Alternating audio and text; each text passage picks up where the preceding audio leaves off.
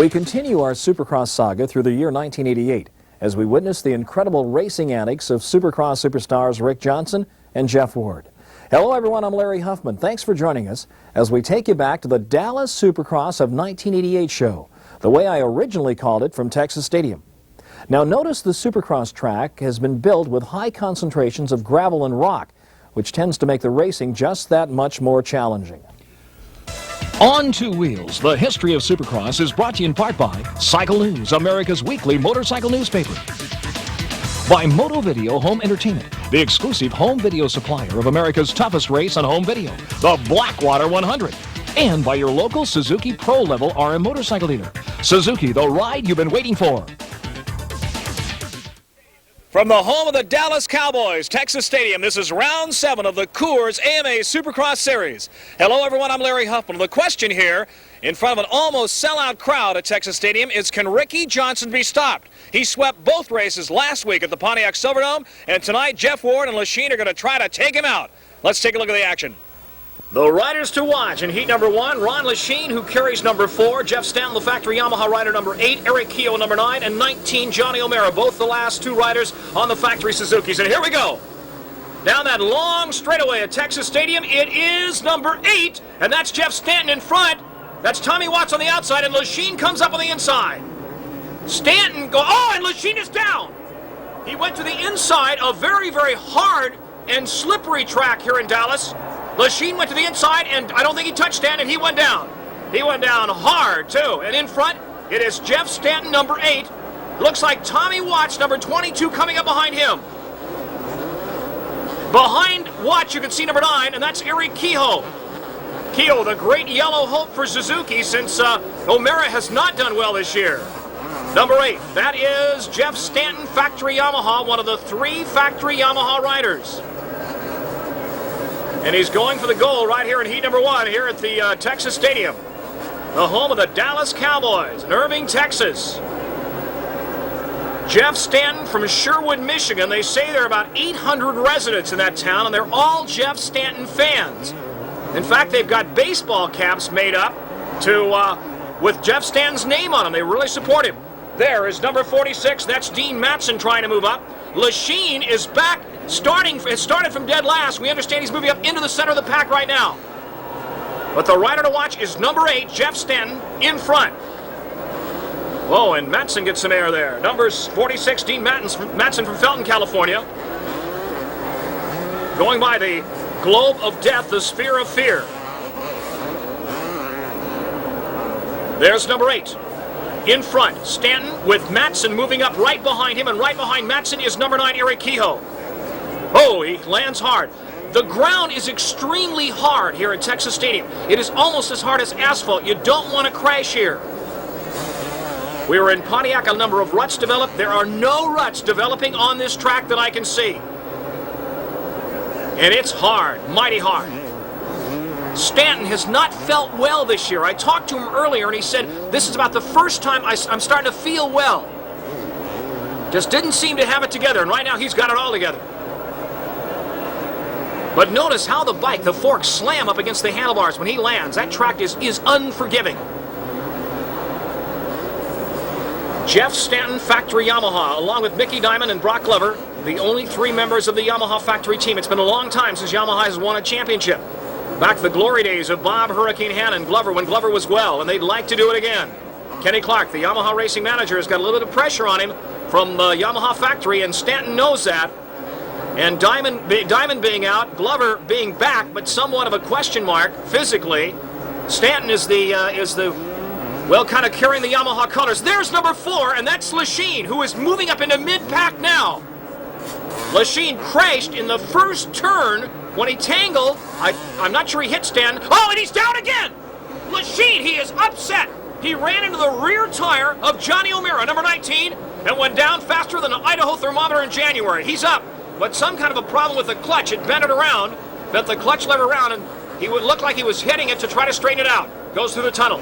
Meanwhile, Stanton, this young lad from Sherwood, Michigan, big boy, about 6 feet tall, broad shoulders, about 175, 180 pounds, in front on the YZ250.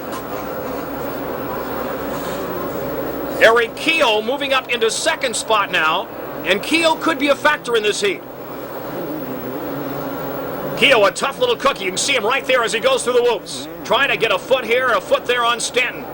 There's Keogh, number 9. White flag, 1 lap to go, and Keogh is suddenly starting to put the pressure on Stanton. Now Stanton has had a free ride the entire race. Number 8, right here in front.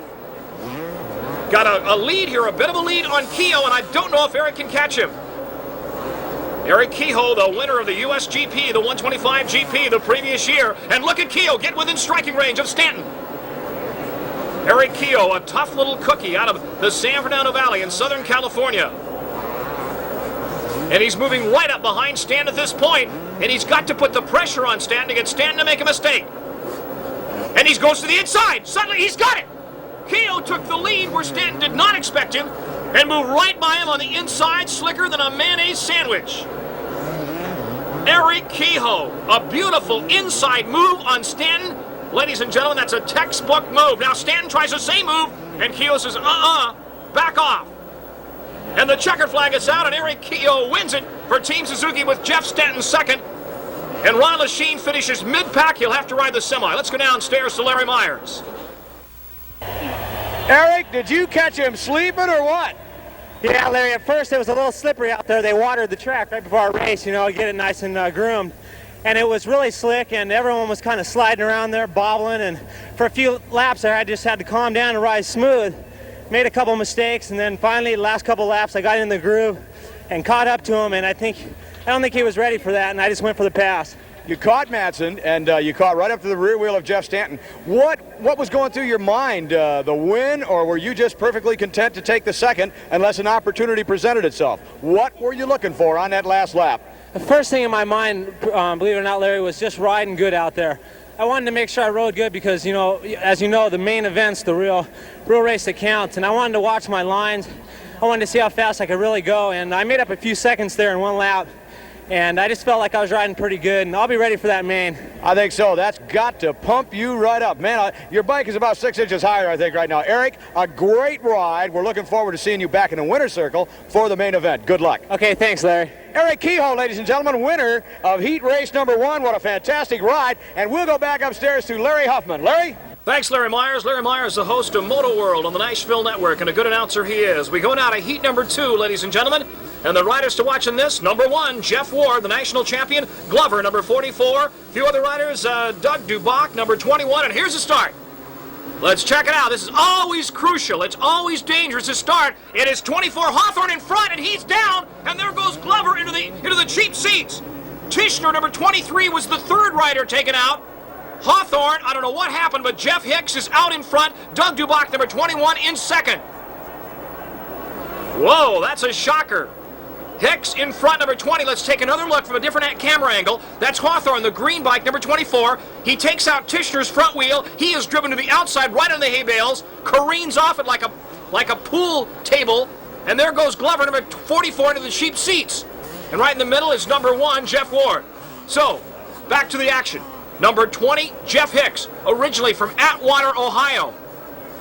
In the lead, he won the British Columbia Vancouver Supercross about 3 years ago. It's his main claim to fame. He's a good friend of Bob Hurricane Hanna. Stays at his house in California and in Boise when he's not racing. In fact, he looks and talks a lot like Hanna. Number 20, Jeff Hicks. Originally Atwater. I've been with Hicks in Canada a few times. Good rider, very personable. There's Ward on the inside, trying to go by Dubach. He's got Dubach, and he's going after Hicks. He's got Hicks. Well, Jeff Ward coming on like the Israeli army and blasts by both Dubach and Hicks in one fell swoop. So it is Wardy now setting a blistering pace. Ward starting to extend his lead right now over Jeff Hicks and Doug Dubach. Glover is back somewhere in mid-pack, as is Tishner, the riders who tangled with Hawthorne, and Hawthorne is way back in the back. But it's Wardy as he rips off a tear-off. Started racing when he was 5 years old. He has won a slew of national mini-cycle championships and several grown-up championships also. Factory Kawasaki rider. Building a home down near me in San Clemente, California. Looks like the Holiday Inn. It's huge. He's got the money to do it too, let me tell you. Multi-$100,000 contract with Kawasaki. He's given him an action. Oh, let's see how far ahead he is. 5, About 4, 5, 6 second lead. Wardy over Hicks. They could time that with a sundial. I'm telling you, this guy's got an incredible lead, and Hicks is going to sit in second spot because he knows he's got a ticket to ride in the main event real easily there. Notice that track. It is tough. It's brutal. Looks like the San Diego Freeway. It's hard, boy, I'm telling you. Hicks goes through the tunnel as Wardy goes over the top, and that's another look at how far it is between first and second. Jeff Hicks in second, Doug Duboc in third spot, number 21 on the factory Yamaha. Whoa, here's a problem, and that's Glover. Apparently has either stalled or gone down. We didn't see it. He gets back up again, and this guy has got the hard luck award of the night. Glover, he's already gone down or at least stopped twice in this heat, and you can't do that, especially when you got riders like Jeff Ward in the same heat. Here's Hicks, number 20 in second. We are watching him now because Ward has got an incredible lead. Yellow flags coming out, warning of something wrong in front. Rider down, a Suzuki rider down. Did not get the number, but it is Jeff Hicks, number 20, running in second spot. Notice that Hicks is picking his way around the track and just checking out different lines. He's not blazing it, not going for it. He's got a good, strong second place and a ride to the main event, except here comes Duboc on the inside. 21 Duboc out of Costa Mesa, California. That is a support ride he has from Yamaha, but he realizes that Yamaha's watching him, and so Duboc's going to try to put on a charge in this heat. First 5, go to the main event. Another reason these riders don't want to push it that hard, they don't want to go down, because you break bones on a track like this. Notice there are no ruts developing. Awfully hard on the suspension. And when you're maintaining your own bike, as Hicks does not have a mechanic, does most of the work himself, you remember that, and you don't want to beat that bike. He's not a factory rider. He doesn't have the luxury of a full-time mechanic and a truckload of parts. So Hicks is babying that bike in the second heat here in Dallas. Oh, Hicks almost goes down. Duboc comes around the outside. Duboc's got him. Now Hicks has got to come alive. It's Duboc in front, and Jeff Hicks now in third spot. Whoa, almost runs into Duboc. Duboc, a beautiful job of brake checking him. Did you see that? Duboc brake checked him beautifully, and Hicks backed off. Duboc's a youngster, but he's got a lot of experience. There's number 1, Wardy, who has just lapped Glover. The white flag, and Wardy has lapped the 6-time national champion. And Jeff Ward is on the gas. Talked to his old mechanic, Mike McAndrews, earlier, and he said he's retiring from racing and moving to Vermont with his wife. He's going to do some suspension work for the factory and do some freelance mechanic work. Mick McAndrews, who was with Jeff Ward for 2 or 3 national championships. And there is Wardy, picking his way through the pack. Not taking any chances at all. Wardy is a real conservative rider. He doesn't showboat. He's not a flamboyant personality. Real intelligent young lad, but you don't see he's not the Ricky Johnson type. And he is heading for the checkered flag with about a 7 or 8 second lead over Duboc and Hicks in second and third. Jeff Ward heading for the Champagne Glory and Gold. And here it is. Wardy's got it. He takes it easily. In second spot, we'll go to number 20, Jeff Hicks, as Duboc has fallen way off the pace. Let's go down to victory circle. Jeff, in the opening laps, you didn't find yourself in your favorite position, which is up front. I watched you, though, down here in the corner. There were 5, 6 guys crowded around you and ahead of you, but it didn't seem to bother you. You didn't worry about getting to the front on that immediate lap. No, there was basically nobody really that I was worried about, and it's the tracks, they watered it, so it's really slippery. I spun off the gate quite a bit once I got over it because of the water, but that'll dry up and hopefully help out a little bit. But once I got out there, I just went smooth. There goes Ronnie. Yeah, that one wasn't quite so smooth. That's how not to do it. That's right. But just really smooth race. It's really slippery. I tried a few lines. I got some good lines out there. I'm feeling strong and smooth, and want to win that main event, but I got to get off the gate. But it is slippery right now. I think everybody's finding that out. Jeff, of course, when you get into the main, you're going to have Ronnie, you're going to have Brock, Rick Johnson, and it's going to be a little bit different. But indications are right now that there are places to pass on this track. Moving through traffic, no problem. Yeah, I think getting by the lap riders, there's a few places to get by with no problem. But if I get a bad start, and I have to get around Ronnie and Brock and Ricky, and the lines we're using are all the same, and it's going to be tough to get by them. There's going to be a lot of block passing going on, but I'm ready to do it. Okay, good luck to you. Thanks, Larry. Jeff Ward, ladies and gentlemen, he's won one of them this year. He's looking for win number 2 of the 1988 Coors Championship Supercross Series. In this one, Ricky Johnson, hottest rider in the world today. Number 3, George Holland. Lease, number 7. Number 11, Keith Bowen. 33, Sean Kalos. Number 15, Mike Fisher on the Kawasaki. And here's the start. Down that straightaway, it looks like it is going to be Holland on the inside, Leask on the outside, and Holland's got the lead. George Holland in front. Number 3, Jeff Leask. Number 7 in second. And number 2, Ricky Johnson in third as he tries to go for second. The Three Musketeers of Team Honda. And Holland, who switched from Suzuki, I'm sure you know, last year, is out in front on the CR250, and here comes Ricky. Whoa, Ricky doing the Boogaloo two-step there through the whoops. Getting a little bit sideways. Holland in front, number 3. Johnson, number 2, and 7, Leask in third. Holland is a tough rider when he wants to be. He's a real quiet, easygoing lad from the farming country of Northern California. But when he gets aggressive, he is incredibly difficult to pass.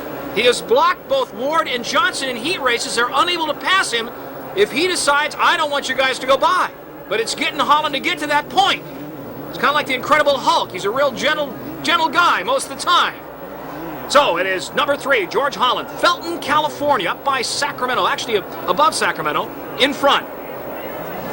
And Ricky Johnson, number 2, in second. Now, if Johnson should get by Holland, he may start waving to the fans. He loves the Texas fans. And we'll see. He won't do any showboating until he passes Holland, if indeed he does. Johnson to the inside. Holland slingshots around the outside over that plateau. This event promoted by SRO Pace out of Hot Springs, Arkansas. They are the nation's leading Supercross promoters, promote all across the country. Mark Hirsch, the race producer.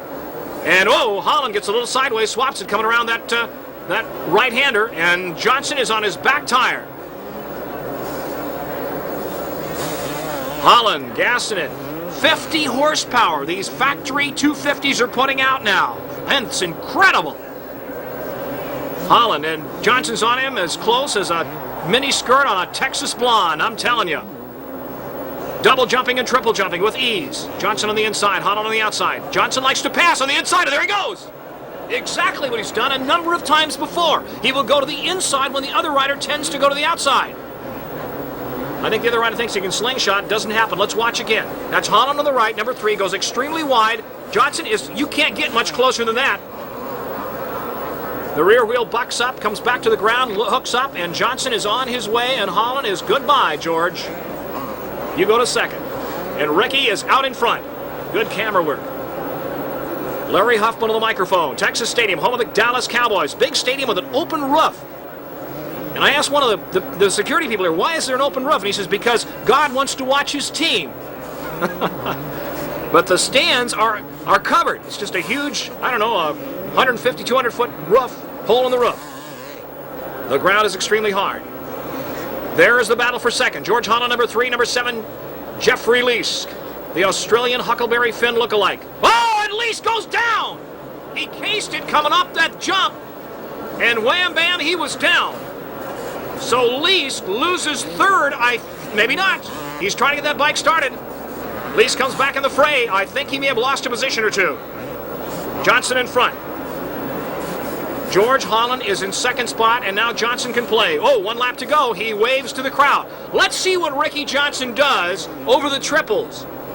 When he gets out in front, it's about as exciting as watching paint dry, unless Johnson does something exciting. And a lot of times he'll wave to the crowd, give him the high sign. There he is right there, the high sign. Let's see what he does now. Through the whoops. The crowd reacting. They love him here in Texas. Ricky Johnson, RJ. Morning. Oh! He gives up the 6-shooter sign, it looks like, to the crowd, and they love it in Texas. RJ, born-again Christian, a very serious young man about his racing and about his faith. As he heads for the checkered flag. Got a big lead over George Holland in second. You can't even see Holland behind him. Through the tunnel for the final time goes RJ through the whoops with the precision of a brain surgeon. Puts that bike just exactly where he wants it. Boy, that boy can ride. Checkered flag. And Ricky Johnson, crossed up completely, takes home the bacon. And George Holland will have to settle for second. Let's go down to the field and Larry Myers. Larry? I thought, you know, when you went off the triple over here, I thought that you were throwing a couple of double peace signs, the no-hander, but actually you were shooting them. You had your fingers out and cocked like guns. Yeah, and I'm pointing at them like guns. I figure, you know, if we're in Texas, this is cowboys, and cowboys always shoot guns. So I shot him. How about the track? Let's say you do not get the hole shot in the main that you're looking for. You're going to have Jeff Ward or Ron Lachine out in front. And when you're tangling with the likes of those two guys, you don't have time for anything but serious racing. Now, is there room to catch up and pass on this racetrack? This track is very difficult, Larry. There's a lot of places to pass, but seeing how it is so slick, if you try to get too creative with the lines, you just end up losing time. So what you got to do is get a good start and just ride aggressive the whole time. It's really hot and humid. If you notice, a lot of guys, myself, are sweating a lot. So I think fatigue is going to play a big factor out there today. But I've done my training. I feel really good. I'm ready to go for it. Good luck. You're looking for, let's see, is this 4 in a row or 5 in a row you're looking for? I don't know. As far as I'm concerned, this is the first one and the last one. I just got to go out and win it. That's the way to treat him. Good luck to you. Rick Johnson, ladies and gentlemen. This is the 50cc race, and these kids are 5 and 6 years old, mounted on little two-wheeled 50cc projectiles. And let me tell you, they're serious. Out in front, number 60, Eli Slater. In second spot is his brother, number 2, Zach Slater. Eli gets an incredible hole shot, and they are racing the entire track here at Texas Stadium. No cutting the track around the obstacles. These kids are going for the entire track. Zach Slater in front, in second spot, number 2. And there's your leader, number 60, Eli Slater. Radically modified little machine he's got, and they're 50cc, but they've got sophisticated suspension, full-on suspension, clutches and all, and these kids are going for it. They fly by this sphere of fear, which we will see a little later in the show. There's your leader, number 60. I believe he is 6 years old, Eli Slater. Look at the bike, very modified, huh? Going through the whoops. This could be a problem with something with this small a wheel, or smallest wheels as these have. Look at that. Monoshock, full floater rear suspensions. Number 2, Zach Slater in second spot. And these kids says, we want to go the entire track. We don't want to cut any track. This is our chance to race in front of about 45,000 people, and we want to put a show on for them. Look at that bike. Very, very radical, extremely long frame, and that could be a problem as Eli gets stuck up on a whoop. Oh, this is frustrating. He's hung up. He's casing it and can't get over the whoop. It's been lowered. There's his brother, number 2, Zach Slater. We got a battle of the Slater brothers. Zach looks like he has more of a stock machine, a little bit higher center of gravity, and more ground clearance, and that's what's making the difference here. As number 2, Zach Slater on a little Suzuki, a little 50, goes out in front. So it is number 2, Zachy Slater, let's call him Zachy Farms Slater, taking home the bacon. And he's got it, and the crowd loves it here at Texas Stadium. His brother, Eli Slater, number 60, is way, way back in second spot. There's Eli, and they have to pull him over the top. So let's go down to Larry Myers in victory circle. Larry? Well, ladies and gentlemen, I have the winner of that race. I think you're looking at a future world champion. And what is your name? First name is Zach. What is your full name? Zach Slater, Zachy John Slater. Jackie John Slater. How many Zachy? Okay, Zach John Slater. How many years have you been racing? I don't know. You don't know. How old are you? 7. 7. Zach. I started racing when I was 3. You started racing when you were 3, so you've been racing for 4 years? Yeah. Do you have a girlfriend? Uh-uh. Uh-uh? Uh-uh. Would you like a girlfriend? Maybe. Let me ask you this, Zach. Would you trade your motorcycle for a girlfriend? No.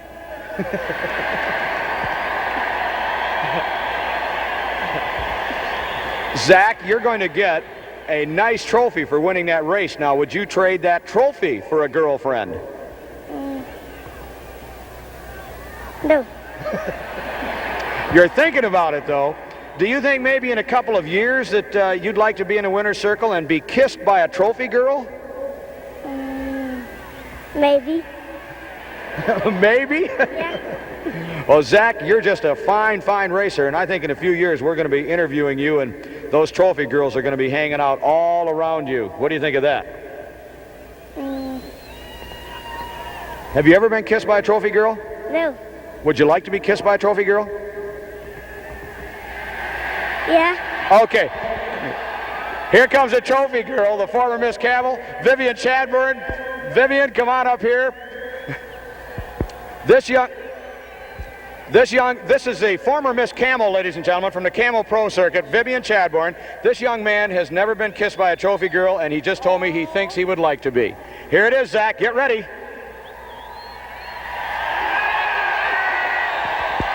How about that, Vanda? Would you like it? Yeah. Let me ask you again, did you like it? Yeah. Okay, here's our winner, ladies and gentlemen, Zach Slater. What a job he did. And we'll go back up to Larry Huffman. That kid has got to take lessons from Ron Lachine on how to kiss a trophy girl. I'll tell you that right now. All right, we go now to semi number 1 of the 250 class. The rider to watch right there in the middle of the screen on the left, that is number 44, Brock Glover. The first time this year, Glover has had to ride a semi to advance to the main. Here's the start. Glover on the gas. The big blonde from El Cajon, California gets a hole shot, throws it into the left-hander, and goes out in front. And Glover loses it. Glover suffered a momentary lapse of concentration and gives number 18, Fred Andrews, on the Suzuki the lead. Brock Glover cannot afford to do this. Only the first two go to the main, and Glover goes back in front, slams into Andrews. Andrews stays upright, but Glover serves notice. I'm not going to mess around, kid. I want this semi, and I don't want any problems with you. So Glover pulling away early in this semi number 1. The first two and only the first two go to the main. There's the distance between first and second. Brock Glover and Fred Andrews. Glover on the factory Yamaha, 6-time national champion. You've heard me say it before. Won his first title as a high school senior when he was 17 years old in El Cajon, California. Special permission, he was a gifted student, special permission from his principal to travel on the weekends to the races. There's number 18, Andrews, in second. Andrews is not getting pressured at all at this point. He's pretty well in control in second, so he's going to go to the main event if he can hold on to that lead. Glover in the shocking pink JT leathers in front.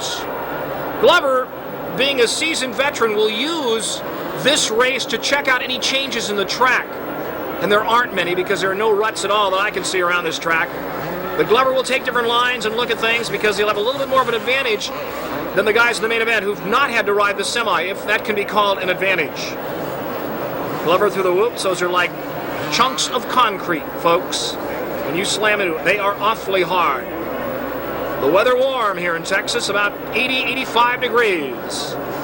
Look at the lead, 6, 7, 8-second lead for Glover over Andrews. That's more than anybody else so far tonight here at Texas Stadium.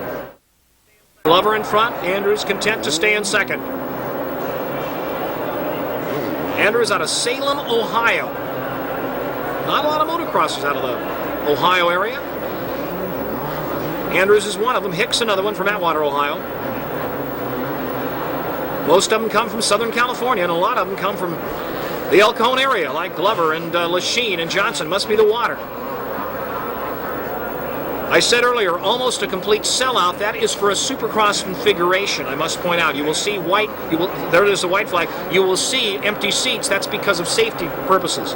In case a rider goes up in the stands, they've got to take out about the first 20 rows and block out the seats. And that's what's happened to Glover before. He has found himself inside the seats, launched off a jump, and ended up in about the third row.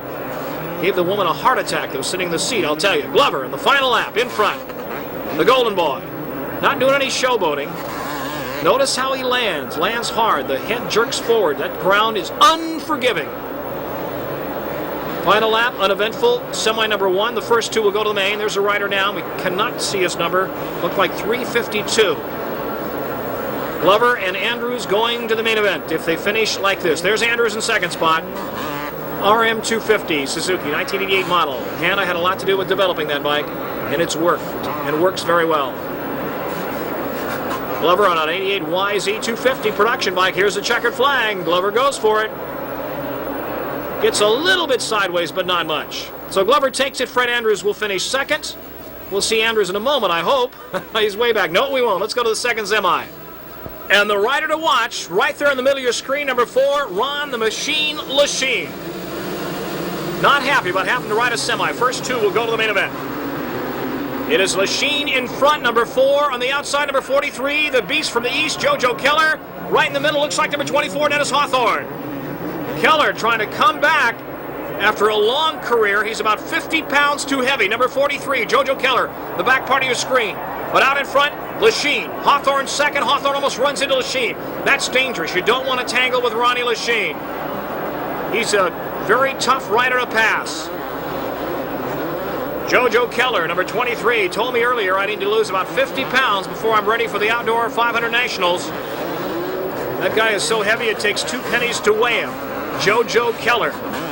Now Lachine and number 24 in second spot. Hawthorne starting to move away a little bit. Looks like number 29, Ray Somo in third on the yellow Suzuki. It's a pair of Kawasaki's. They're Somo out of Capistrano Beach, California. The San Clemente area in third spot. But the positions that count are 1 and 2 and only 1 and 2. Lachine in front. Hawthorne running second out of Louisville, Texas. And those are the only riders who will transfer to the main from the semi. Whoa, there goes Somo coming right up behind Hawthorne, and suddenly we got a little bit of a race here for second. Texas Stadium. The Coors AMA Supercross. Larry Huffman calling the action. There's first and second. Number 4, Lachine. Number 24, Hawthorne. And in third spot, Ray So What Somo. He is a privateer, which means you drive to the race yourself, hire your own mechanic, and you live on your winnings and what you make from contingency. Suzuki has a $1.6 million contingency program. That's why a lot of people have switched to Suzuki this year, except factory riders such as Lachine, who makes a very good living. The white flag is out. We have 1 lap to go. A little bit of rut. That's the first rut I've seen develop on this track. John Savitsky assigned it. The first rut I've seen, and it's hard Texas dirt. Whoa! Lachine sticks his feet out in midair, and the crowd loves it. Showboating. Here's Hawthorne, number 24 in second.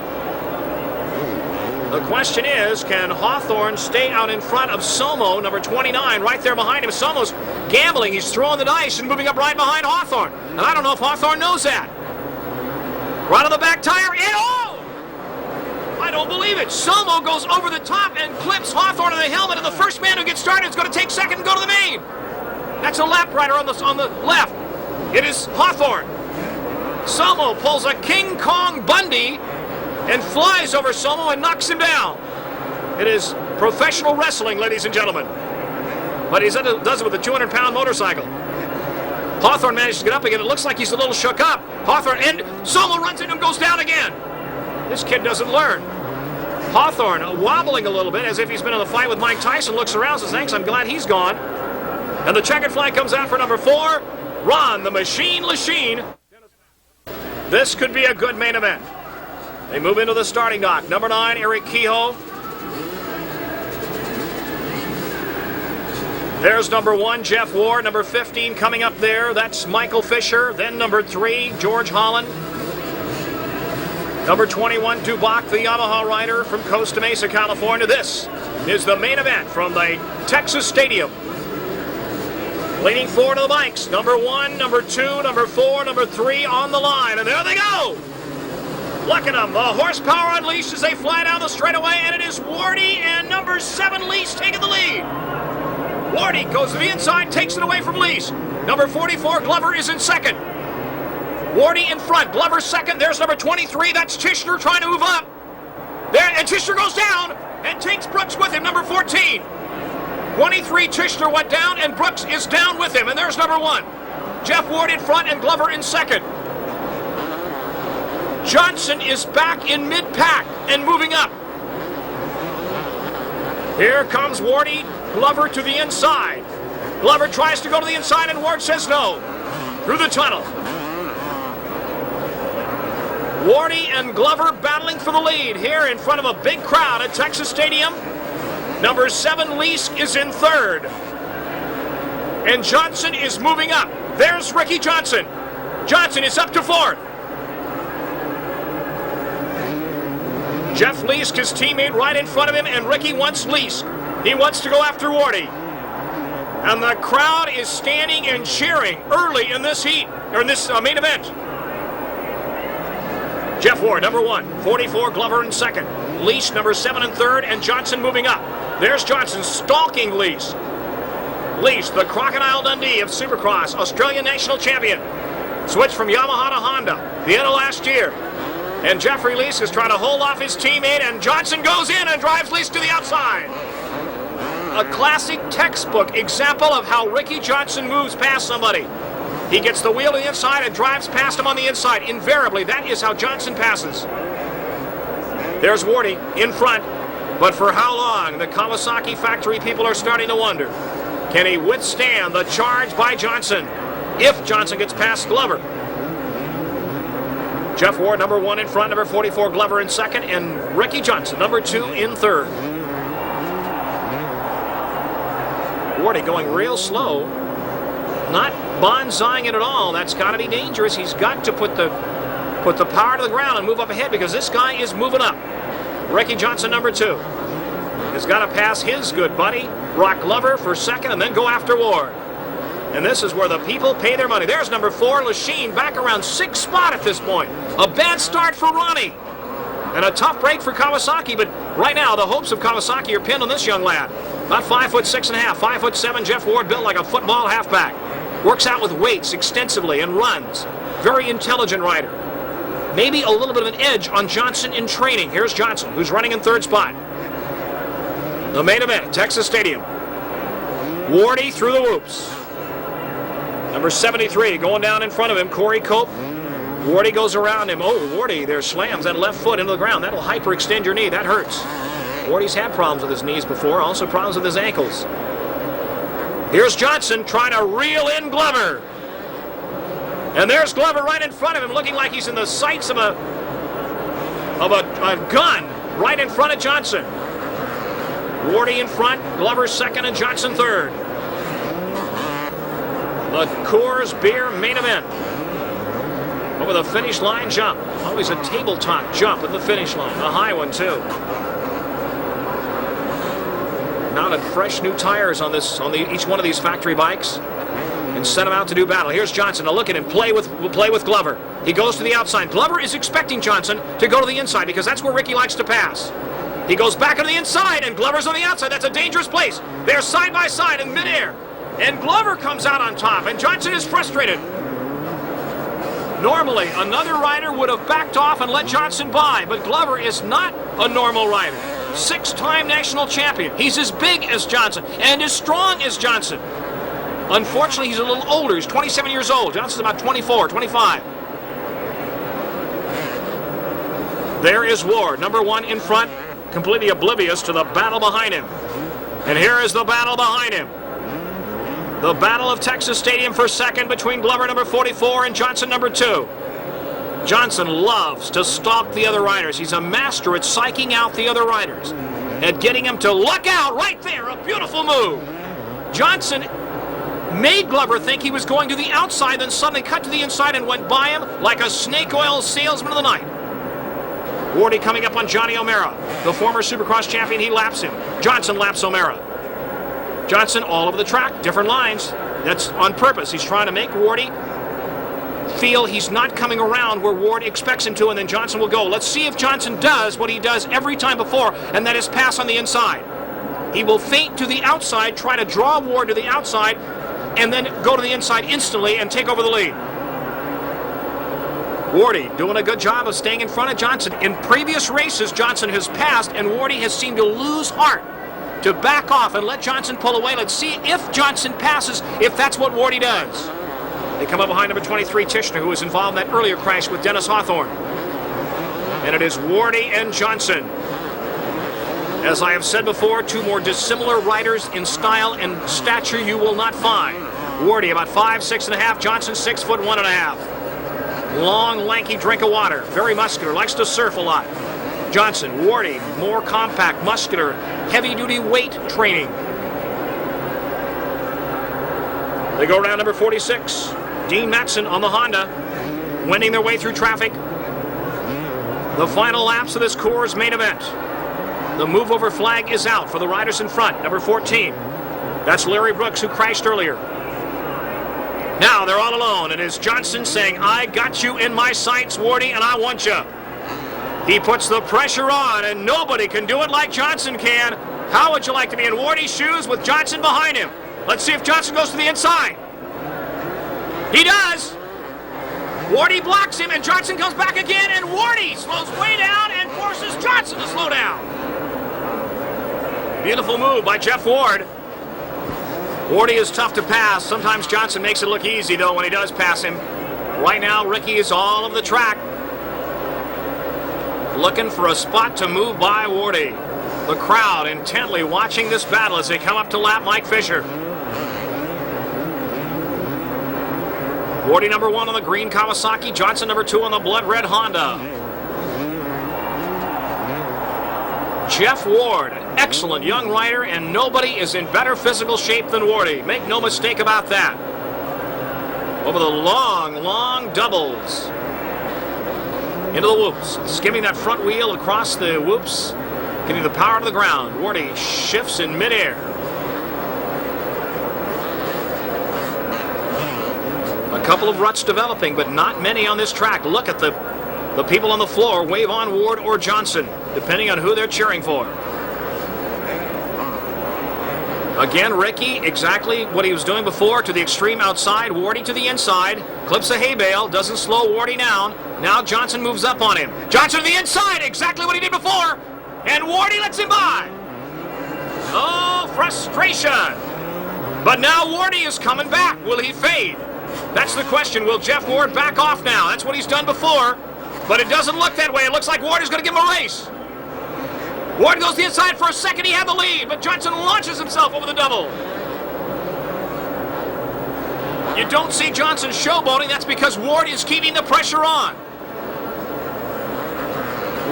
Johnson has got a pennant stuck on the left foot peg of his bike. Shows how close he's coming to the outside, to the hay bales. There's your leader, number 2, Johnson, number 1, Ward in second. And that's what the crowd is watching here at Texas Stadium. Wardy at this point normally fades off the pace and settles for second, but he's not doing that now. He's putting the pressure on Johnson. That's what he's got to do. You can't let Johnson get that far out in front, because Ricky will just stay out in front, showboat to the crowd, and hold on to that lead. The mechanics, the pit board, signaling the riders as they go by. Mechanic circle. Johnson, number 2, knows he is getting close to the end of this race, but Wardy goes to the inside and almost gets out in front again. Ward is keeping Johnson honest. Now, Johnson's starting to pull away. Is Wardy going to back off and let him go? Let's see what happens here at Texas Stadium. Single line through the... Nope, Wardy comes back. Johnson and Ward in a classic battle at Texas Stadium. Ricky Johnson, number 2, Ward, number 1, and Ward now going to the inside, trying to reel him in. They head through the tunnel. And Wardy is sticking on his back tire like a Krishna on an airport traveler. Finish line jump, looking for the white flag, and there it is. And now, can Wardy reel in Johnson? Johnson wobbling a little bit. I don't know if he's getting tired or feeling the pressure. He looks behind him. You don't see Johnson do that. And Ward comes up behind him. And the crowd is responding. They're cheering their heroes on. Normally, Johnson has pulled away to an 8 or 9 second lead, and Wardy says, "Not this time, big guy." And Ricky Johnson is feeling the pressure. It's Ward's turn to put the pressure on Johnson. Wardy is right on his back tire. The final lap at Texas Stadium, a big crowd, and Wardy is trying to pull it off. So Johnson has got to block Ward. Ward to the inside. Gets his wheel up next to Johnson. Look at this, look at this. Through the tunnel. Johnson shuts the door, and Ward is on him like a bloodhound. Johnson goes to the inside. Wardy goes back to the inside and runs into Johnson. And Johnson stays upright and he wins it. Ricky Johnson by about a foot.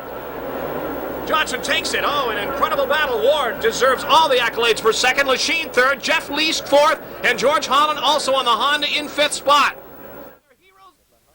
What a finish at the 1988 Dallas Supercross. Another chapter in the history of Supercross is recorded in 1988.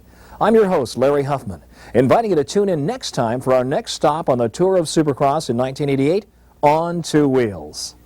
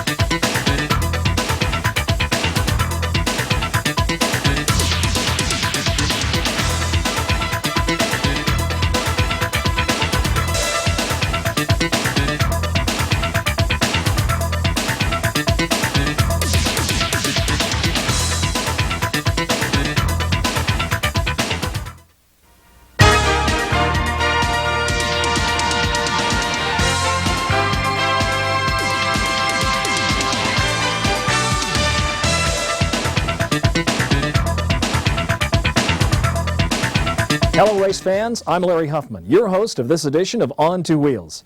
In this episode of our series, we're once again proud to present a Supercross racing classic from the 1988 Pontiac Supercross. Now the Silverdome sets the stage for the greatest wheel-to-wheel, spoke-to-spoke Supercross battle ever videotaped between our racing legends Jeff Ward and Rick Johnson.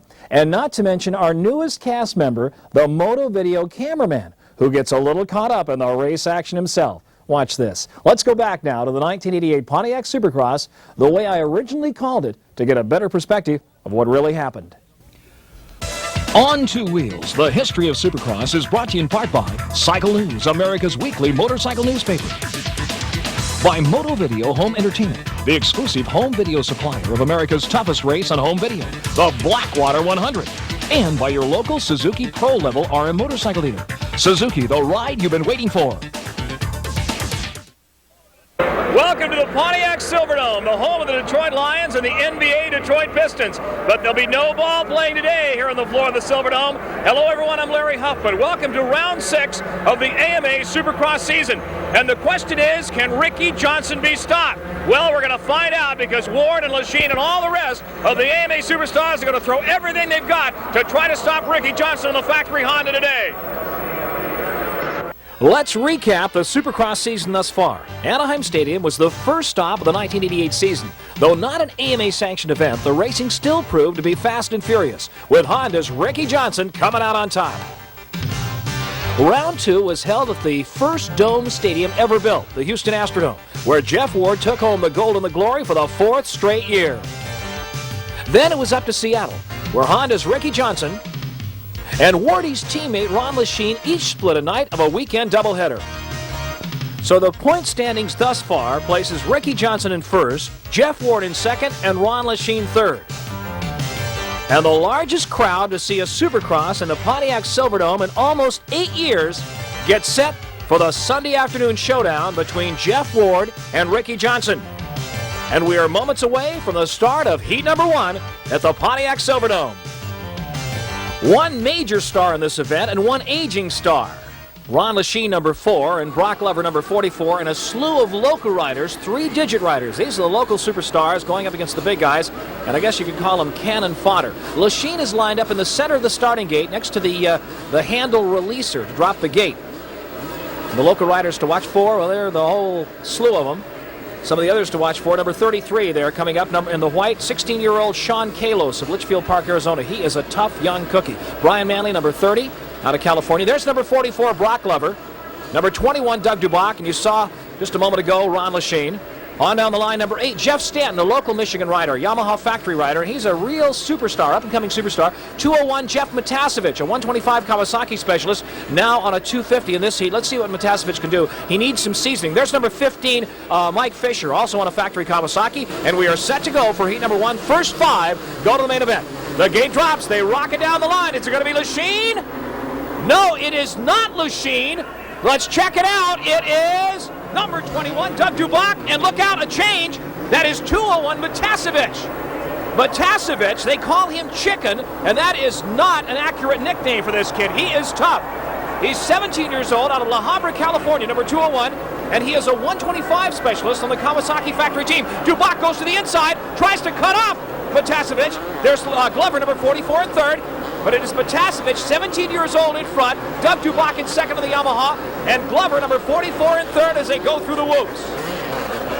Lachine is in mid-pack. Here's a surprise. Lachine does not get the good start he expected. Matasevich in front, number 201.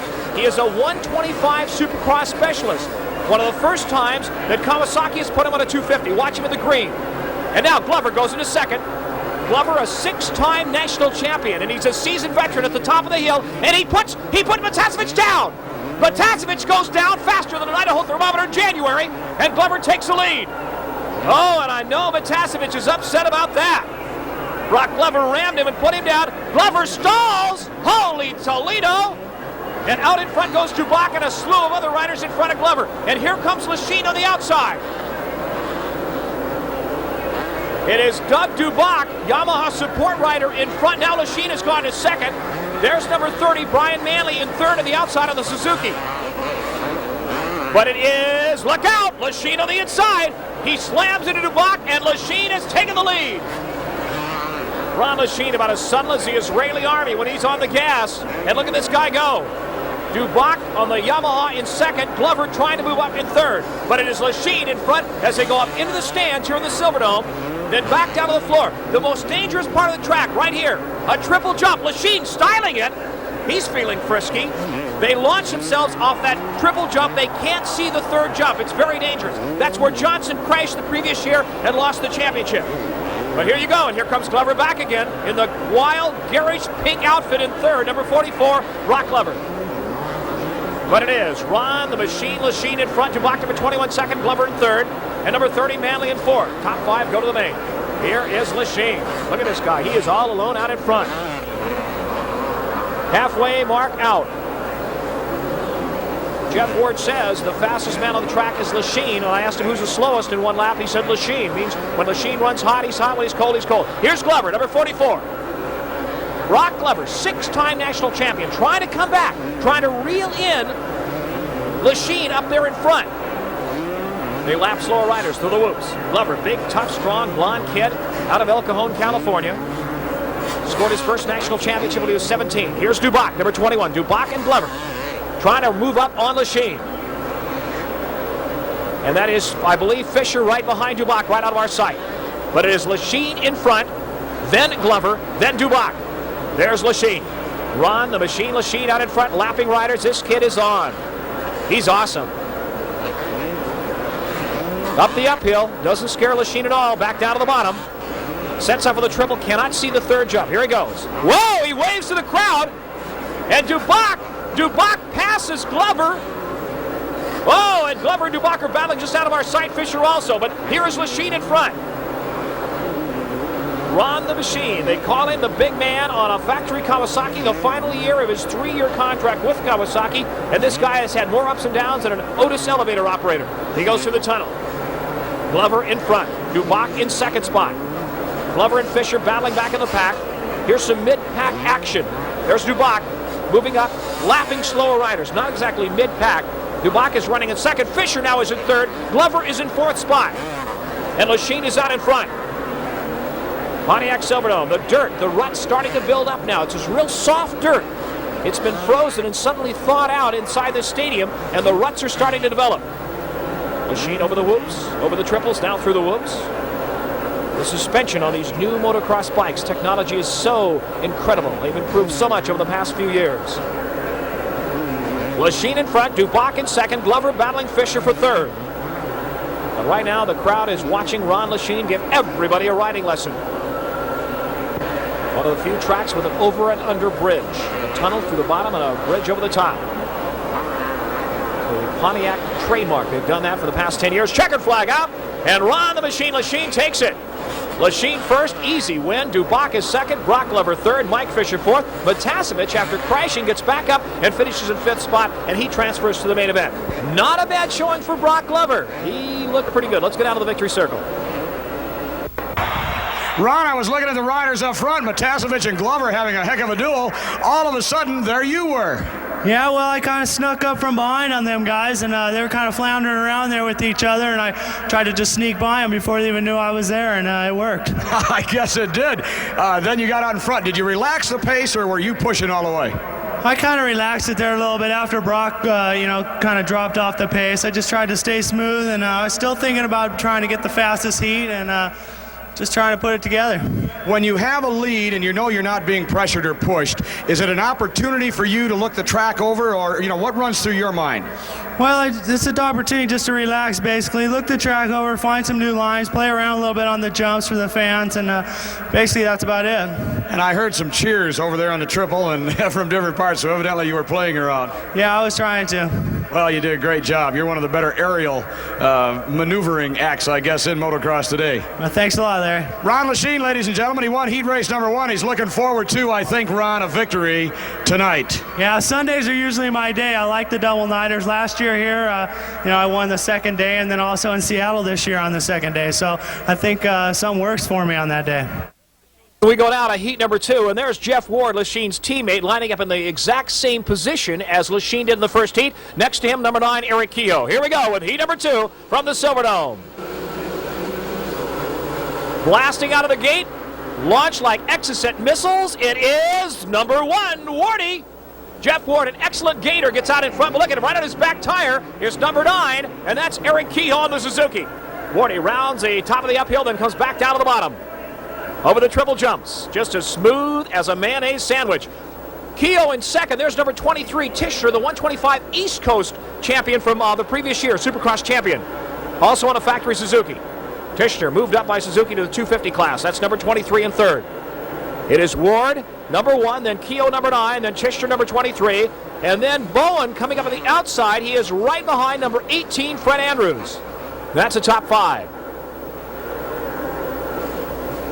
Wardy looking awfully good. You'll not find a rider in better physical condition than Jeff Ward. He half squats 435 pounds, runs bicycles daily. He is in incredible physical shape. Has got raw riding talent and a lot of years of experience. Came over from Scotland as a mere baby. His father, Jack Ward, and very lovely mother brought him over when he was just a little baby. And he started riding mini bikes at age 5, Jeff Ward. Mid-20s now, has got over 20 years experience on a motorcycle and a slew of national mini-cycle championships, as well as 2 Supercross championships. Wardy in front, number 9, Kehoe in second, and still Tischler, number 23 and third. Harry Kehoe, number 9, won the 125 USGP last year, the highlight of his career.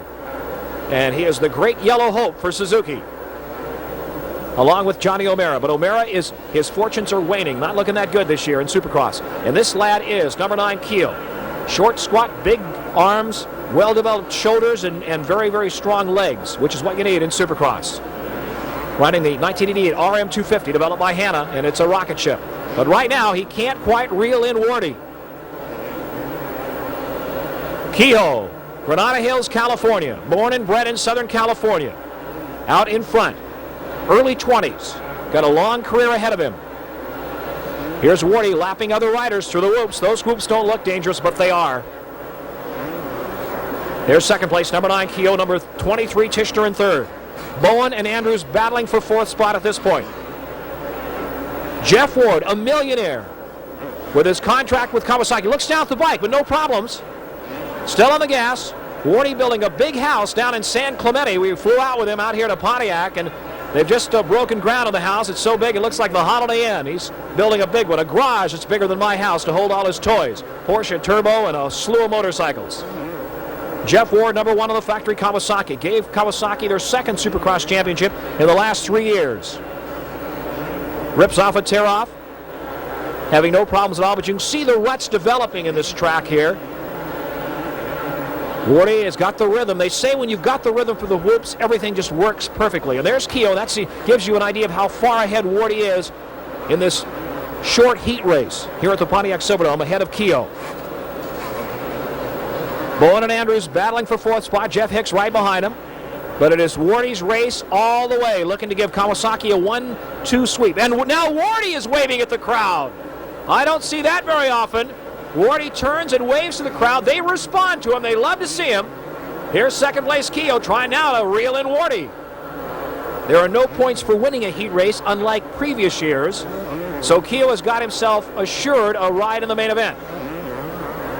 Kehoe, watch the way he goes through the whoops. Gets the rhythm, gets the front wheel up, skimming across the jump in front. Comes back around and gasses the RM250.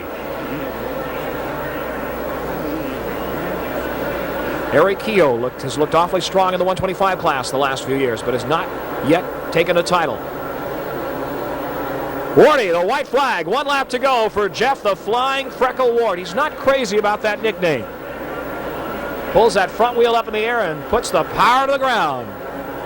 Lapping the 3-digit riders, the local riders, but it gives them a chance to watch a champion in action and race against him, watch his lines. They'll try to stay with him for a little bit. Here's Kehoe, number 9, firmly entrenched in 2nd spot with Tischler in 3rd. Kehoe a little bit taller than Jeff Ward. Rider there on the side, number 89, Gary Bronowski with a broken bike. Jeff Ward heading for the checkered flag, no problems at all, has led it every foot of this heat race. Wardy, he's having fun too. The rhythm for the whoops, into the tunnel and out of the tunnel, heading for the checkered flag here in the Pontiac Silverdome. Wardy's not letting up a bit. Checkered flag, and Wardy, both feet off the pegs, showboating for the crowd, takes home the bacon. Jeff Ward, he's happy. Woo! So Ward wins the second heat. Keogh is second on the Suzuki. Tishner third, also on a Suzuki. Keith Bowen on the Tough Racing Kawasaki in fourth. And Fred Andrews on a Privateer Honda in fifth spot. Let's go down to Victory Circle and Larry Myers. The major hurdle is over. You've got a good pick on the gate for the final event tonight. And the only thing you have to do different than you did last night was not make a mistake once you get the lead. Yeah, that's racing, Larry. No mistakes, but we're only human. We do make them, and I made a big one last night. And I'm going to try to do it here tonight. Good luck to you, partner. Thank you. Heat number 3 here in Pontiac. Ricky Johnson, number 2. George Holland, 3. Jeff Leach, number 7. Let's watch these guys. Here's the start. Down that long straightaway. There's Johnson, number 2. Coming out from the inside out of nowhere, but it is Schmidt. Donnie Schmidt, number 16, and he loses it. Schmidt had the lead, and Johnson uncharacteristically goes out in front early.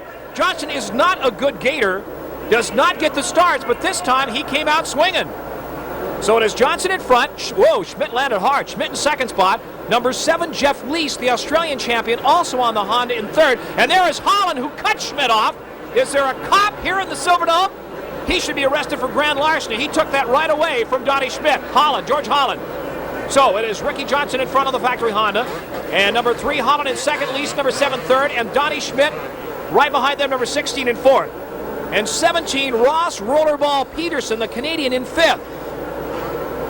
So, Ricky Johnson in front. Holland second, the perennial bridesmaid in the 125 class. Ricky Johnson in front. Larry Huffman calling the action from the Pontiac Silverdome. Good action it is, too. Johnson goes way up to the top. Here's Holland. Holland running right about, well, he's battling Leach for second, actually, at this point, and he's got second. So Holland goes into second spot ahead of Leach. George Holland, perennial bridesmaid, as I said, second and third in the 125 class the last 2 years on a Suzuki. They kept thinking he's going to win the championship, but Mickey Diamond won it. I took it away from him. Here's Johnson through the whoops. Look at the rhythm. The big man, Johnson. He's well over 6'1". Very good shape. Likes to surf when he's not racing. And he will make, according to Motocross Action, over $1 million this year. Ricky Johnson, number 2. Ain't bad for racing a motorcycle. Donnie Schmidt still in fourth spot. There's Johnson, lapping the riders here at the Pontiac Silverdome. When he feels cocky, he will turn and wave to the crowd when he feels he's got a big enough lead. And the crowd responds. They know, they've seen him do this. He's a great showman. But a lot of ruts are developing. I don't know, he may be having some problem with the landing on those. This track is starting to break down now. John Savitsky built and designed it, and normally he does an excellent job, but he can only do it as good, build it as good as the dirt is. Look at those ruts. I think I just saw a German soldier stick his head out of one of them. Ricky Johnson, number 2, lapping the slower riders. Number 3, Holland, and second Holland from Northern California, Kerman, California. Got married about 4 months prior to this race. Says nothing's changed. It's the same. I'm happy. Big kid, farm kid from Kerman, California. George Holland in second. That flag is to indicate to a rider he is being lapped to move over before he gets run over. There's Schmidt, still in fourth spot. There's number 7, Jeff Leach in third. Australian national champion, won everything in Australia, got tired of winning down there, came up here, signed with Yamaha, now signed with Honda. Red hair and freckles, Jeff Leach, Crocodile Dundee of Supercross Racing. So Honda with 3 factory riders in this heat, and they are running 1, 2, 3. Johnson, Holland, Leach. It don't get no better than that. And look at the lead that Johnson is building up in this heat. Look at that. He's as alone as Jimmy Swagger. Look at the lead. Second spot, Holland, number 3, and Leach back in third spot, number 7, and still Donnie Schmidt holding on for fourth. Johnson, that CR250 is a rocket ship. He rides it so well. Formerly with Yamaha, signed with Honda a few years back, and boy, he has given them the national championships, but he lost the Supercross championship to Ward last year after crashing right here at Pontiac 1 year ago. No crashing now. Johnson looks completely in control. No problems at all. Over the triples, into the whoops. You got to watch out for the lower or the higher digit riders, the 3-number riders, because they can put you on your head. They're not used to racing with riders of Johnson's caliber. Ricky Johnson picking his way through the track, getting some track time, checking out different lines. No problems at all. On the gas all the way, not letting up at all. Puts himself between the 2 riders as he goes into the turn and comes out right between them, splits them. Looking for the white flag. Ricky Johnson, second place. Holland holding on to second, number 3. Finished third in the Supercross standings last year, and least number 7. And there is Schmidt, the lone Suzuki rider, in 4th spot. But what can you say about Ricky Johnson? He comes, he sees, and he conquers most of the time. He's lost a couple Supercross races this year to Warren and Lachine. And he's determined to win here in the Pontiac Silverdome. The $1 million baby for Team Honda, Ricky Johnson. There's number 3, Holland, in 2nd spot, picking his way through the pack. Another very physical rider, incredibly good physical condition. And you have to be to ride Supercross. Your shoulders and arms and legs take a tremendous pounding. White flag, 1 lap to go for Johnson. Not much happening back in the pack. It's the Ricky Johnson show up in front. Holland in 2nd, Leesk in 3rd, as they've been since the first lap, since they passed Schmidt. Johnson down to the bottom of the long hill. Here's the triple. Let's see if he waves to the crowd. Yes, he does. He gets to the high side. The crowd responds. Oh, that's dangerous. You wonder, jumping off a 3-story building, turning and waving to the fans as you're going down. I mean, that's pretty crazy. George Holland in 2nd, number 3. Holland doesn't go into theatrics. He just does his job. He's a journeyman rider looking for a championship for Honda. Just first year of his Honda contract. Johnson through the tunnel in an uneventful heat, except for a little passing action in front with Schmidt. But it's Ricky Johnson all the way. And there's a checkered. Ricky gets a little sideways and takes him. Rick Johnson first, Holland 2nd, Lee's 3rd, Honda sweep. Schmidt is 4th, and Dean Matson on a Suzuki finishes 5th. So Ricky Johnson decimates the competition in the Honda sweep in this final heat. Let's go down to Victory Circle and see what Ricky has to say. Ladies and gentlemen, what can you say except showtime? Rick Johnson, the bad boy, making some bad moves, I might say. Yeah, I just out having a good time. I planned my start really well. I got over the gate really good. I made it in the first turn clean. So I figured since I was out in front by myself, I might as well give the people that sit by the triples a show. So I hope they liked it. Evidently, RJ, you just don't like splitting that check. Yeah, I don't like $250. It doesn't sound right. I like $500 better. But you never know. Maybe they like just cross up over the finish line better. You never can tell. What about the track? Do you feel it's any different than it was last night? We've had a lot of motorcycles, a lot of 4-wheelers last night running on it, and it looks to me like it's a little bit drier. So number 1, is it any different? Number 2, how will it affect the riding today? Well, Larry, it's really similar to what it was like yesterday. A lot of the stuff on top is getting dry and a little bit dusty. You can see the watering on certain spots, but underneath that is still really wet dirt, and it's getting a lot of grooves. But all in all, it's still a motocross track the way I like to ride it, and I just got to go out and give it all I got. It's the same for me as it is for everybody else. Enough said, partner. I want to wish you best of luck in the main event. Thanks a lot, and I'd like to thank all you people for screaming, man. The more you guys yell, the more we'll perform for you, so keep up the good work. Party will be at Rick Johnson's house immediately following this race in California. A little different type of a race now. These are the 60cc minis. And these kids are all 9 to 11 years old, mounted on 60cc motocross bikes. And this is a thrill for them to race in front of a crowd like this at the Pontiac Silverdome. Look at these guys. Talk about race faces. They've got them. 9 to 11 years old. The top local young riders, the up-and-coming Rick Johnsons of tomorrow.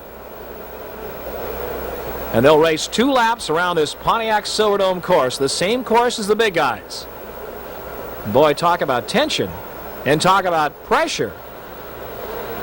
Well, we'll see what they can do. All of them 9 years old to 11 years old. The final race, there's a real heavyweight. That guy's dad is a real heavyweight.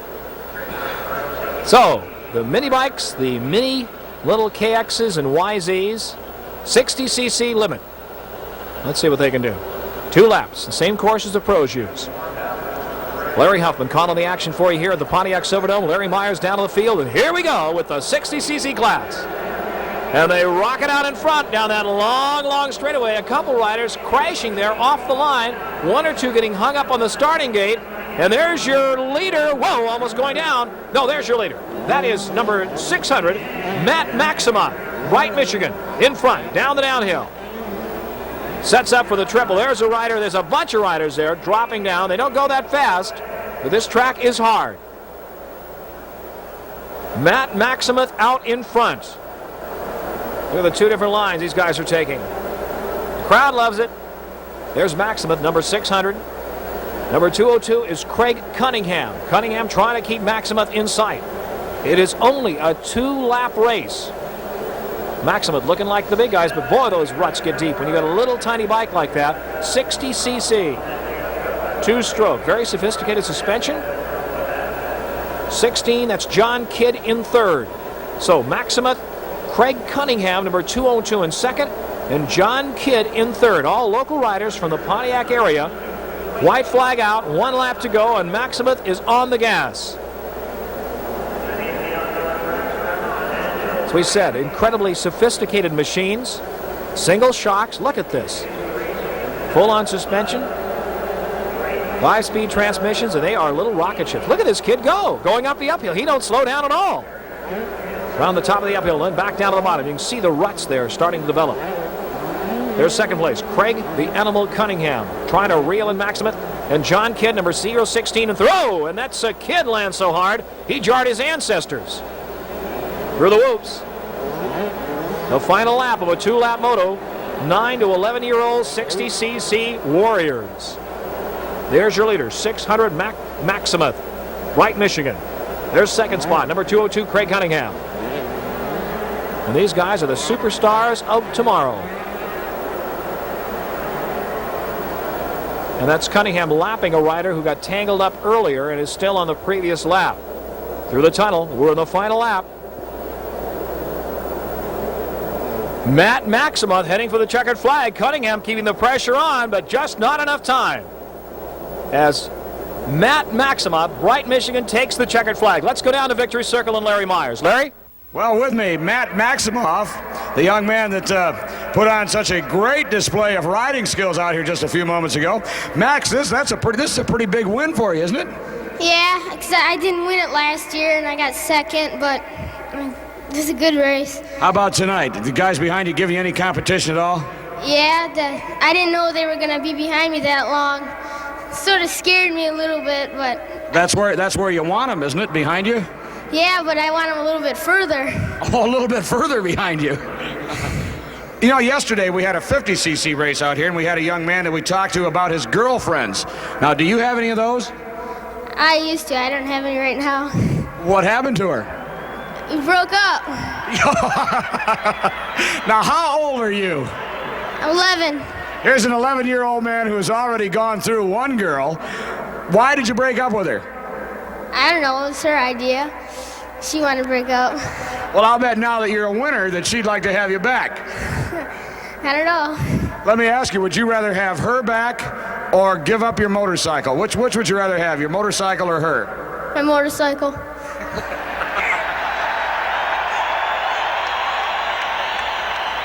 All right, if she was here right now, would you rather have a kiss from her or the trophy that you're going to win? Probably trophy. You want the trophy? Okay. There you are. What do you think about that? I like it. What is that girlfriend's name? Or the ex-girlfriend's name? Jenna Ellsworth. Janet, do you think she's out here today? No, she's not. Well, you be sure to call her when you get home and tell her what she missed. Okay.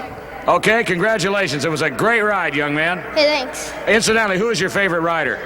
Probably Rick Johnson. Rick Johnson? Okay, you did a good job. There he is, ladies and gentlemen. Matt Maximoff, and he's got the right approach to life, I think, right now. We'll talk to him again in a few years at one of these winter ceremonies, and we'll see if he'll take the kiss or the trophy. The 250 main event here at the Pontiac Silverdome, and there's your riders. All the superstars. Number 44, Brock Glover. You wonder what's going through his mind. Coming back after 2 years, last year of a Yamaha contract. There's number 4, Ron Lachine, gets off the bike. Number 9, Eric Kehoe, who's long overdue for a Supercross win. There's number 3, George Holland.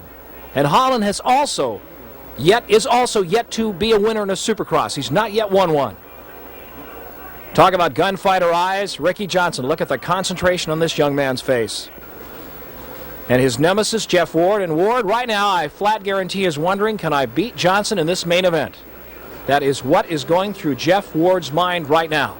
All right, we are set to go for the main event the 1988 Pontiac Supercross. Larry Huffman calling the action, and get set, get your seatbelts fastened, because here we go. A long, long straightaway. There's Jeff Ward in the center. Has he got the lead? No. Dubach on the Yamaha comes out on the outside, and Ward is second. They go up the uphill. Ward sneaks to the inside. Dubach shuts the door. Now Ward takes it back, and Dubach is right on his back tire. Back down to the bottom of the floor. Over the triple jump. Jeff Ward in front. That's number 23, Ronnie Tischner in third on the Suzuki. Ward, Kawasaki, Dubach, Yamaha, and Tischner, Suzuki. And there is Johnson back in about fourth spot and battling. Jeff Ward in front, number 1. Then Doug Dubach, number 21, and a slew of riders coming up strong. There's Johnson on the inside, number 2. There's Lease, number 7, Holland, number 3. And there's Johnson trying to get around number 23, Tischner, for third.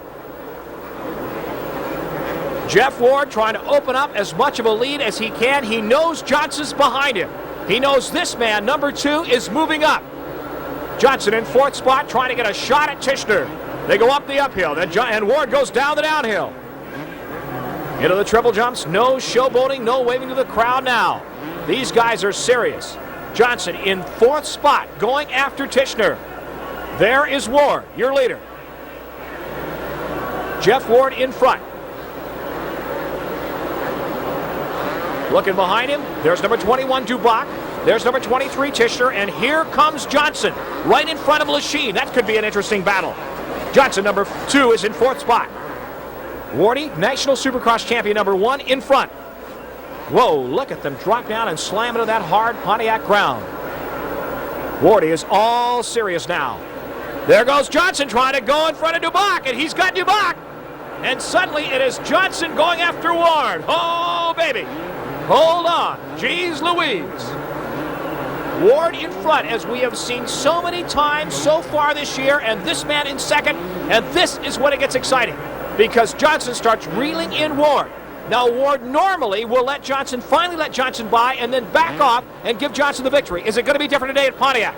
We're about to find out. There's Ward, and there comes Johnson.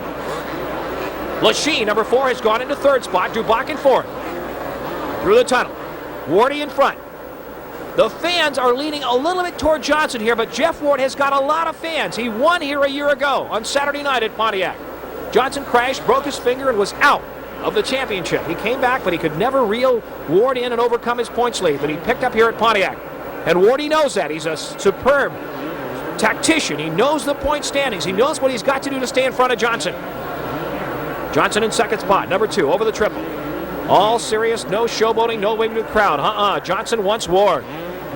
He's coming on to him. Here's Jeff Ward over the double jump. Johnson coming right after him, coming at him and hammering him. Johnson wants Ward to make a mistake. Lachine in third. He's always a question mark. When Lachine wants to go for it, he can. But when he doesn't, he is the slowest rider on the track. And Lachine is currently in third spot. Here's Ward, number 1, over the Coors finish line jump, and there's Johnson. And you can see the lead is shrinking, and Ward's life is suddenly about to become more complicated. Jeff Ward in front of a big crowd here at the Pontiac Silverdome on a Sunday afternoon. Larry Huffman calling the action. Looks around behind him, and there comes Johnson. That red Honda, the CR two-wheeled rocket ship, coming after Ward on the KX Kawasaki. In the middle of the main event here at the Pontiac Silverdome, the home of the Detroit Lions and the Pistons. But it is rock and roll racing today. The best riders in the world. Johnson and Ward were teammates on the 1987 Motocross to Nations team. And Bob Hanna made up the third of that team. But right now they are adversaries, deadly adversaries, and it is ask no quarter and give no quarter. Coming into lap traffic already. Johnson trying to reel in Ward. Johnson and Ward, a more dissimilar stature pair of riders you could not find. Johnson well over 6'1". Ward about 5'7". Short, squat, real muscular, extremely muscular, very, very strong is Wardy. And Johnson long and lean with very little body fat. Also in incredible physical shape. Some would say that Ward has the edge in physical conditioning over Johnson. Don't know if that's true. Johnson's pretty strong. There is Johnson reeling him in now. Look at the ruts developing. That could be a factor in this race. Johnson coming in on Ward. Wardy knows now. He's got the signal from his mechanic that Johnson is closing. He's got to open up the lead. and the momentum is carrying away from the rest of the pack. Lachine in third, but he's way, way back. Oh, Johnson almost goes down. That's a surprise. Johnson does not make mistakes. Are we going to see more mistakes from Johnson because he hit the ground? The forks compressed and he almost went down. In fact, a lesser rider would have gone down. Wardy is smooth as silk. This kid has got it together. No mistakes so far. Coming into traffic, there's Johnson right behind him. You can see him. They go down the downhill, setting up that very, very dangerous triple. Wardy, smooth, little wobbling there on the jump. Possibly the ruts. Johnson indicated earlier the ruts are becoming a problem. And I'm talking to Larry Myers. There's Ron Lachine, number 4, back in third spot, but all alone in third. Here's Wardy. They lap number 16. That's Donnie Schmidt, who was a factor earlier, but now Schmidt is down a full lap. That gives you an idea of how fast these guys are going. Johnson goes to the inside. Here's a pass. No, Ward says no. Over the big jump, Johnson comes back in again, and Ward shuts the door again. This normally doesn't happen. Here's Johnson to the inside. He positions himself perfectly, and Johnson goes in front. Now, will Ward back off as he's done before and let Johnson run away with the race? It doesn't look like it. Jeff Ward is hammering Johnson. There's Ward in second spot. No problems.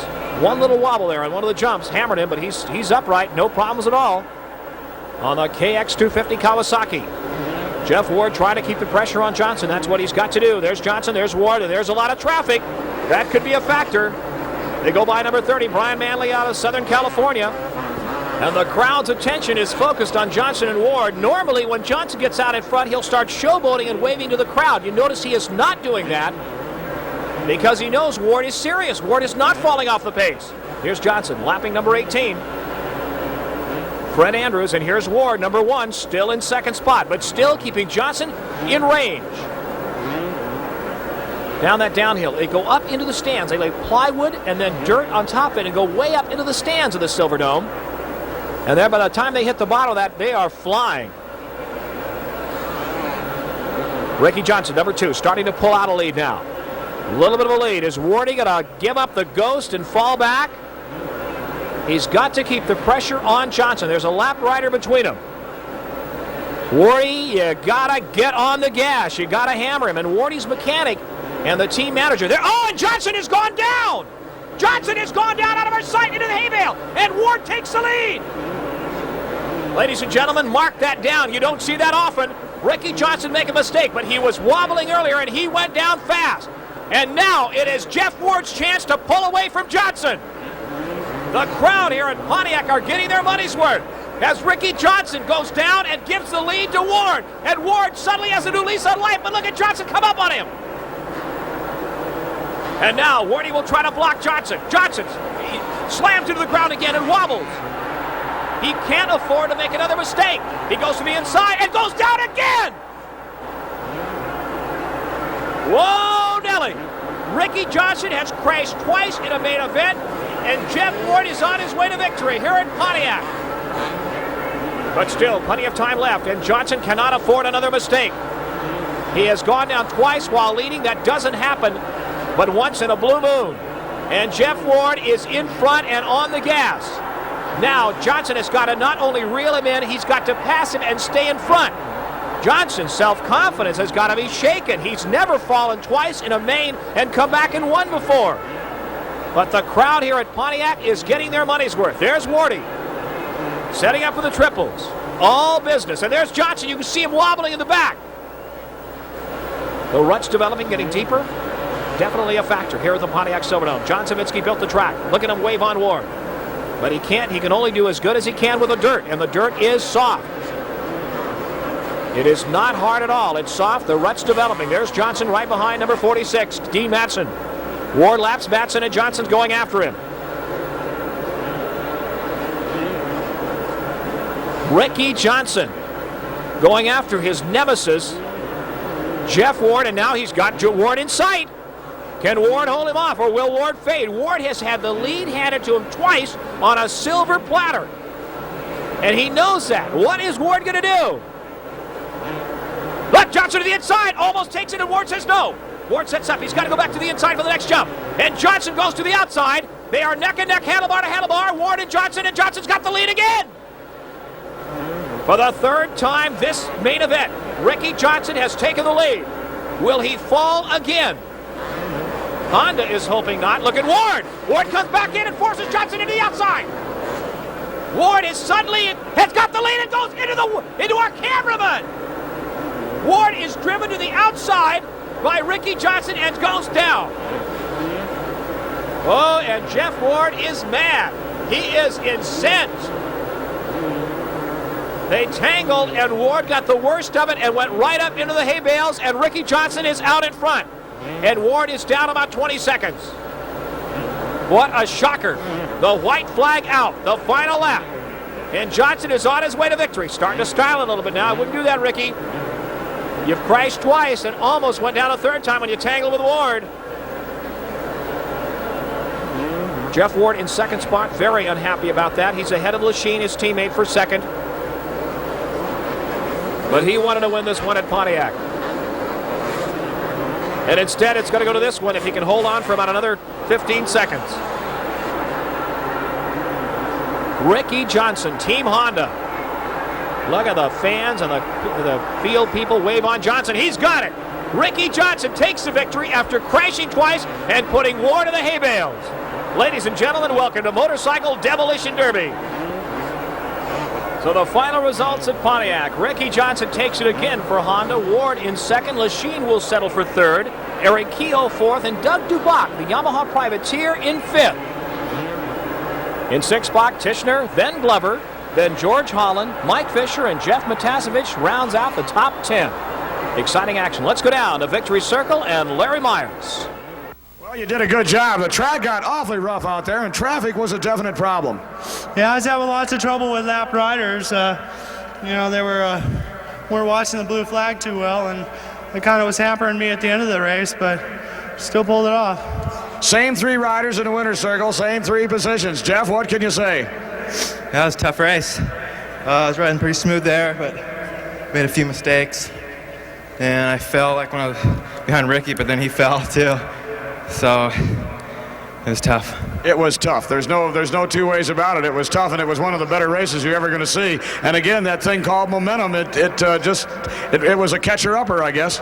Yeah, he caught me, and I wasn't too worried about it because I felt smooth, and I was just going to kind of see how he was riding, and we got alongside each other. He got by, and then again he fell, and he was riding really well, and then we were kind of both out of control going through the stutter bumps there, and he kind of had the advantage because he's on the inside and put me through the hay bales. Well, Jeff, it was a great ride. Let me ask you this. Do you feel that you could have gone shoe on the other foot and you were doing the catching up?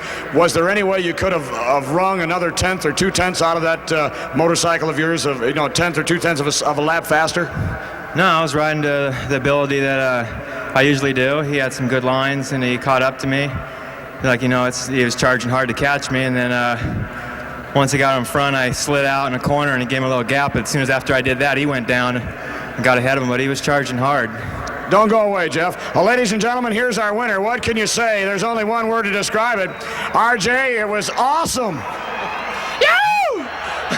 Man, it felt good. I got the lead. I pulled up had a good, comfortable lead. I had some trouble with lappers and ended up crashing.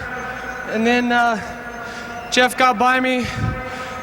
I caught up to him and I crashed again, and I was a little bit tired out there. I was hyperventilating. I wasn't concentrating on my breathing, and it showed because I was riding really tight and making a lot of mistakes. And then Jeff came up right behind me, went for the pass on the inside right before the whoops, and I went outside. We were side by side going through the whoops, and I just sort of pushed him out. I think I don't know. I think I would have played it a little bit different if I was in his shoes, but he did what he thought was right. But I won. I wouldn't be surprised if most of you haven't already seen that great collision from this version of the 1988 Pontiac Supercross, since that crash has been featured on many television shows as well as motorcycle crash videos throughout the years. Thanks for joining me this time, and I'll see you next time as we capture the history of Supercross in its most exhilarating form, on two wheels.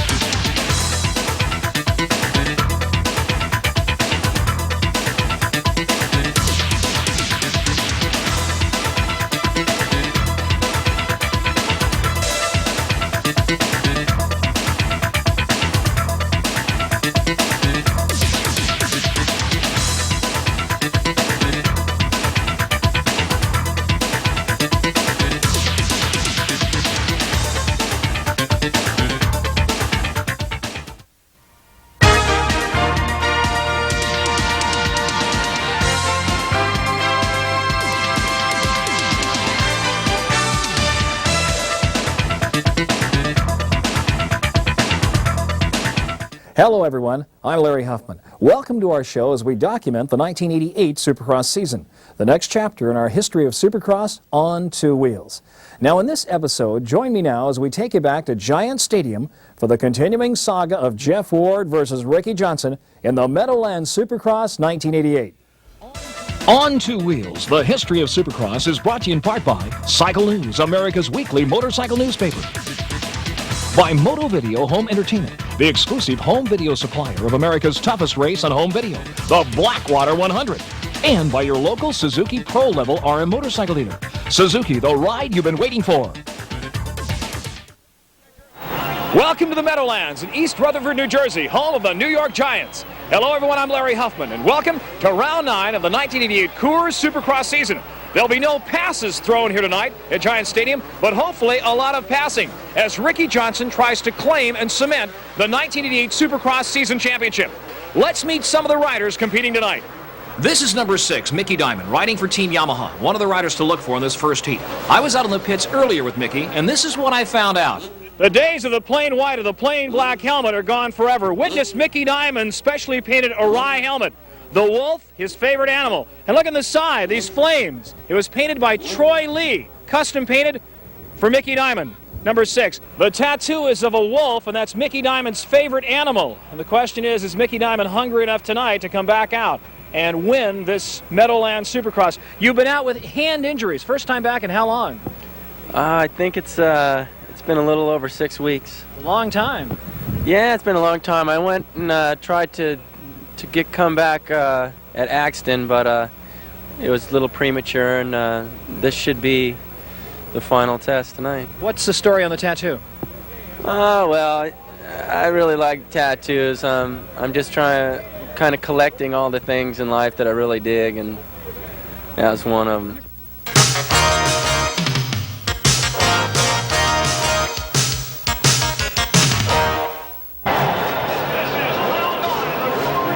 And we're set for heat number 1 from the Meadowlands in East Rutherford, New Jersey. The Battle of New Jersey. And a very important race tonight. Let's take a look at the riders to look for. Team Kawasaki, Ron Lechien carrying the number 4 plate. Former National Supercross champion, Team Suzuki's Johnny O'Mara, number 19. Always a factor. And the Golden Boy, 6-time national champion, Team Yamaha's Brock Glover carrying number 44. The final year of a Yamaha contract. And we're ready to start. Heat number 1, the gate drops, and they're off. And out in front, as expected, number 4, Ron the Machine Lechien. Ride it out early. They go down fast here at the East Rutherford Stadium. John Savitsky building the track. It's tough but safe. And out in front, it is Lechien. A bunch of riders right behind him. There's Lechien's patented leg split cross-up. And the crowd responding. Glover breaks into second spot. Behind Lechien about 20 feet. But it's Ron Lechien out in front early. There's Glover. You can see him behind him, number 44. Ron Lechien out in front, setting a blistering pace early. I once asked Jeff Ward on my radio show, who's the fastest rider on the track for one lap? He said Lechien. I asked him who's the slowest rider? He said Lechien. It means that Lechien is either the fastest or the slowest. He runs hot and cold like no other rider. And right now, he's hot. And when you're hot, you're hot. Lechien early in the race. Glover in second spot, moving back up through the pack. O'Mara. But right now, the whole show belongs to Ron Lechien. Lechien, a big physical rider, well over 6 foot, built like a football halfback. Wide shoulders, incredible upper body strength, a natural athlete. But he has had more ups and downs in his career than an elevator operator. He is in the final year of his Kawasaki contract and looking to do well here tonight at the Meadowlands. Lechien, heat number 1. Now the problem with Lechien is he will get cocky and make mistakes, and the question is, will those mistakes show up in this heat when he's so far out in front? The kid is fast. Look at him go. The crowd responding, cheering on Lechien. He's showboating now, but that can be dangerous. The track extremely hard and rough. Sun-baked track here. There's Glover behind him, number 44, and you can see now Johnny O'Mara starting to move up to third. Glover, number 44, Team Yamaha, looking good. And there's O'Mara, number 19 in third, in the bright yellow Suzuki.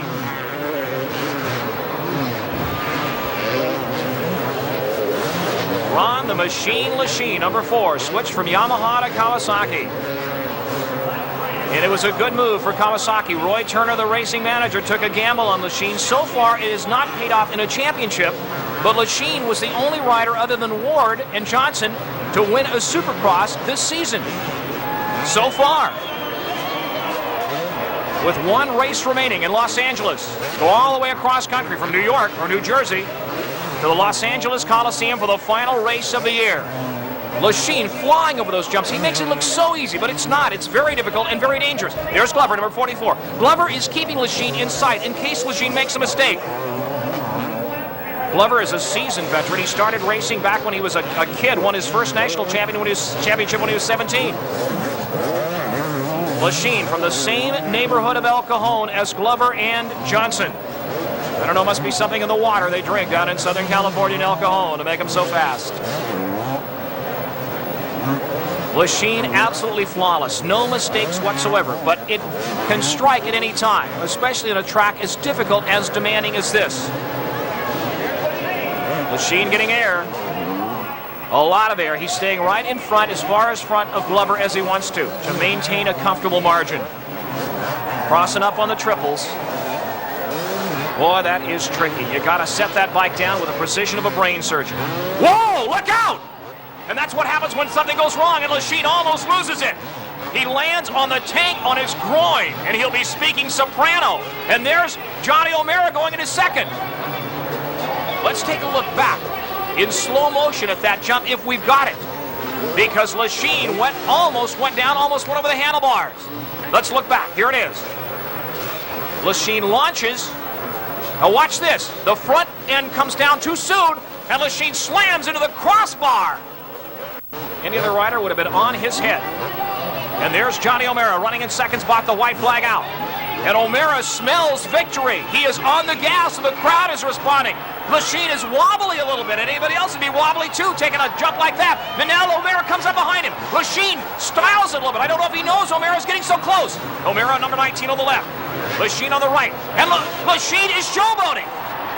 I don't believe this. Lachine, that split, that jump, and O'Mara's on his back tire. Johnny O'Mara, number 19, smells victory. He wants to put it away, and he is reeling in Lachine. Lachine's got to get the signal from his mechanic that he's being pressed by O'Mara. The final lap, the final turn. O'Mara coming up behind Lachine. The checkered flag coming out. It's going to be Lachine. Ronnie Lachine takes it. O'Mara right behind him. A beautiful job by the ex-national Supercross champion O'Mara. And Team Suzuki's happy about that. Ronnie Lachine takes his goggles off and throws them up to the crowd. He's happy about that. He's got to be sore, but he's got to be happy. Here's the finish. Ron the Machine Lachine takes the checkered flag for Team Kawasaki. Let's go down to the field, and Larry Myers.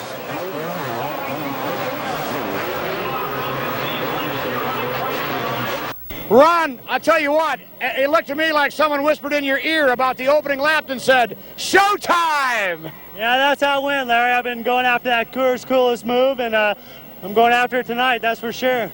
Great moves. Which one is your favorite? I kind of like this jump out of the first turn. I seem to be able to do a little better. I didn't really do anything in that race, but I seem to like that one a little better. Ron, does doing stuff like that detract from your ability to concentrate on the race? No, I don't think so, Larry. You know, you're already in the air, you know, and we just kind of set up for it. I'm basically going the same place every lap. I'm just getting a little wild in the air. Tell you what, you're a popular winner. You were wild, and it was great. Want to wish you the best of luck tonight. Want you to get a good hole shot so we can see more of that stuff. Yeah, hopefully another one like I just had. I want to thank everybody for coming out tonight and watching Supercross, and we couldn't do it without you. Thanks a lot. Ron Lachine, ladies and gentlemen, winner of heat race number 1. Let's go back up to the voice of Supercross, Larry Huffman in the booth. Larry, take it away. Thank you very much, Larry Myers. The results of heat number 1. Lachine takes it, O'Mara second, Glover will finish third, Billy Frank and Mickey Diamond round out the top 5. We'll be back with more Supercross right after this from the Meadowlands. Don't go away.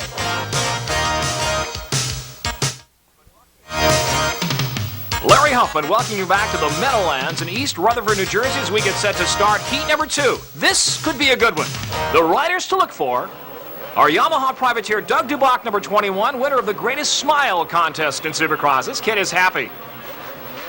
He'll be going against the toughest rider, at least the number 1 plate holder, Jeff Ward, Team Kawasaki, in his Jack Nicholson sunglasses. And Wardy will be taking on an old nemesis, George Holland, Team Honda. I was out in the pits earlier talking with George about his aggressive riding style. This is what George Holland had to say. Seems like when you get aggressive, that's when you are unbeatable yourself. I've seen you battle with Ward and Johnson. You block both up when you really get aggressive. Is that the key? Yeah, I think so. I think if I'm riding aggressive that I can run with both of those guys. Heat number 2, Holland got the whole shot. He's riding aggressively. Right up beside him is Team Suzuki's Donnie Schmidt, and Wardy is running 3rd. But Holland, early in heat number 2, is setting a strong pace. Holland is riding with a badly injured shoulder. Remember that. He's in pain. And Schmidt is on his back tire like a Messerschmitt on a Spitfire in World War II. They go through the tunnel. It's Holland in front, Schmidt running 2nd, and Wardy trying to pick off Schmidt. And it looks like Ward has got by Schmidt for 2nd. Yes, it's Holland in front, and there's Jeff Ward. They call him the Flying Flea. He doesn't like that nickname. One of the smallest riders in Supercross, but nobody has a heart as big as Jeff Ward. And Wardy is putting the pressure on Holland early. Look at this. Ward to the inside, through the whoops. It is Wardy. A smooth textbook pass over Holland. Well, the question is, will Holland come back and try to take Ward out? He has done it before, but only occasionally. When Wardy's gone by, Holland has backed off and settled for 2nd. Let's look at that pass again. It is a beautiful classic pass. Holland number 3, Ward number 1. There's Schmidt in the middle of them and running in 3rd. Wardy comes to the inside on the jump. Holland tries to cut back to the inside, but Wardy sticks his wheel in and comes through like the Israeli army.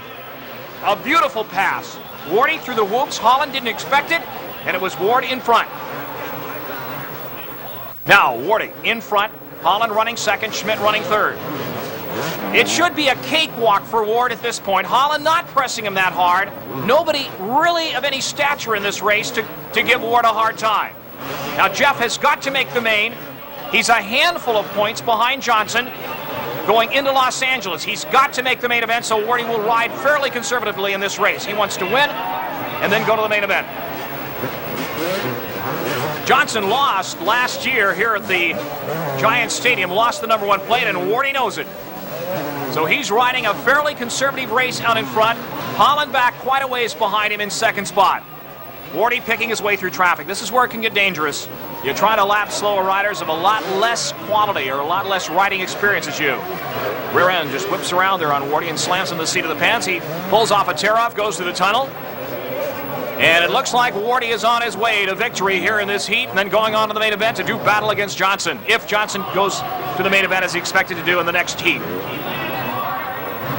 Jeff Ward has got more riding experience than any other rider. He started riding when he was 5 years old and got a room full of mini bike national championship trophies. Whoa! What happened there? Wardy hit the jump very hard and is slowed tremendously down, and Holland takes the lead. Is it mechanical or physical? Let's take another look back at it. This is crucial. Watch Ward in this jump. Watch how he lands. Something goes wrong. He's up in the air, slams down. The head snaps forward. He looks down at the bike, or his ankle or his foot peg, I'm not sure. But Wardy's got a problem. He's slowing way down.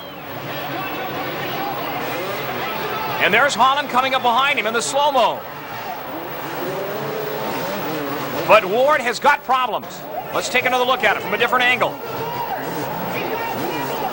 There's the pass. Holland takes the pass easily, and he's gone on to victory. What happened to Jeff Ward? Wardy has fallen way off the pace, and Holland has got a new lease on life. The question in the Kawasaki pits and among a bunch of spectators and mechanics out here is what happened to Ward? Holland in front. Now Schmidt, number 16, you just saw a shot of him. It's taken 2nd place. So it is Honda running first, Suzuki running second, and Wardy, who had this thing wrapped up, has slowed way down. Jeff Ward is in, it looks like he's in pain. He is going extremely slow. He's got to stay in this race to go to the main or he's out. He's got to finish in the top 5. Wardy is in intense pain. I've known him for 20 years and I've never seen him like this before. He is hurting. He is in intense pain. Wardy has got to get back in the race and finish in the top 5 or the championship is lost. He's slowing way down. His left leg or left ankle, it looks like. Is he going to pull off the track? I don't believe it. Yes, Wardy has pulled off the track. Maybe he'll come back in, but this race is winding down. Kawasaki is shocked. But Holland is on the gas and way out in front. George Hulk Holland lapping other riders now from Kerman, California, riding with a badly injured shoulder. And there's Donnie Schmidt, the Wonder Kid from Minnesota in second spot. And they're wondering what happened to Ward. So Holland going on to victory here in this heat. If he can hold on, and Holland's not going to do anything stupid, he is going to go for victory because Schmidt is way behind him. There's Donnie Schmidt, Bloomington, Minnesota. A tough young cookie from the wilds of Minnesota. And the checkered flag comes out and Holland takes it. The big question is, where's Ward? Let's go down to the field. Maybe we can find out. Larry Myers down to the field with George Holland. Thank you very much. With me, winner of heat race number 2, George Holland. And George riding with a severely injured shoulder. George, when you came in, I'll tell you, your face, I'm looking at it, and you don't look all that pleased after having just won a race. No, not really, Larry. I was riding and it was quite a bit of pain. I couldn't really push it like I wanted to. So I just kind of rode around. I didn't feel that good at all. So hopefully I could be able to ride the main tonight. The 125cc national title is up for grabs, George. You're right in the thick of that one. What do? Do you kind of let this one go because you're not going to win the championship and, just play it safe? How do you play it? I don't know. I might go out and try it, and if it starts hurting at all, maybe I'll just pull off and save it for next week.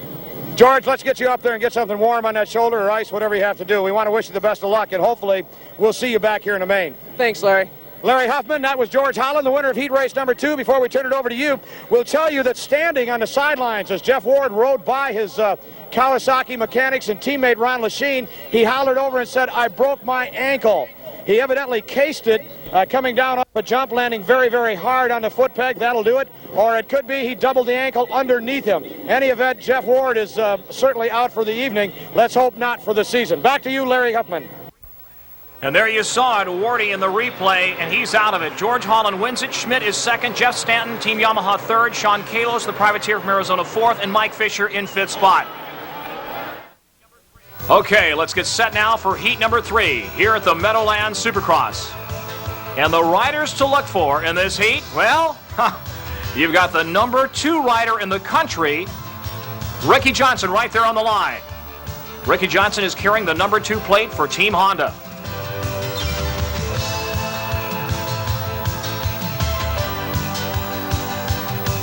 And Jeff Lease, number 7, also on the factory Honda from Australia. Team Kawasaki represented in this heat by the man they call the Chicken. One of the young lions of Supercross is Jeff Chicken Matasevich. Don't ask me how he got the nickname, but he's not a chicken, anything but. He just clinched the 125 West Coast Supercross Championship. All right, you feel pretty good tonight? Yeah, I feel really good tonight. I've been riding the 250s more and more and getting more used to them and just feeling really good on them, and I want to win. So here's the start of heat number 3. Johnson, Lease, Matasevich, the riders to watch. Here's the start. Is Johnson going to hold shot? If there he is on the left, number 2. And coming out of nowhere, it is Matasevich on the Kawasaki. Matasevich in front. There's Johnson in the middle of the pack. Actually, the middle of that front row, and Matasevich serves notice. He is out for blood. 201, Jeff Chicken Matasevich, a teenager. And Johnson is starting to reel him in. Number 201, a 125 specialist. Supercross champion, 125 division, Jeff Matasevich. You heard him talk a moment ago. He is out mixing it up with the big boys now, and Johnson reels him in. Johnson loves to be behind. He loves to reel a rider in. It goes inside. Matasevich slingshot around the outside. And the race is on. Matasevich, a big physical rider also, and Johnson goes the inside. A beautiful pass. Johnson said, kid, this is how it's done in the big time. And wham, bam, he's out in front.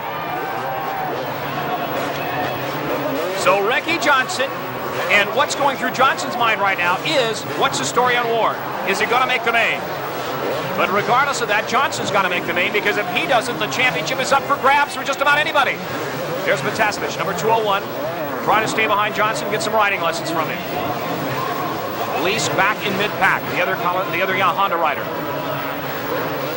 So it is Ricky Johnson, number 2, the man who has done so much for Supercross.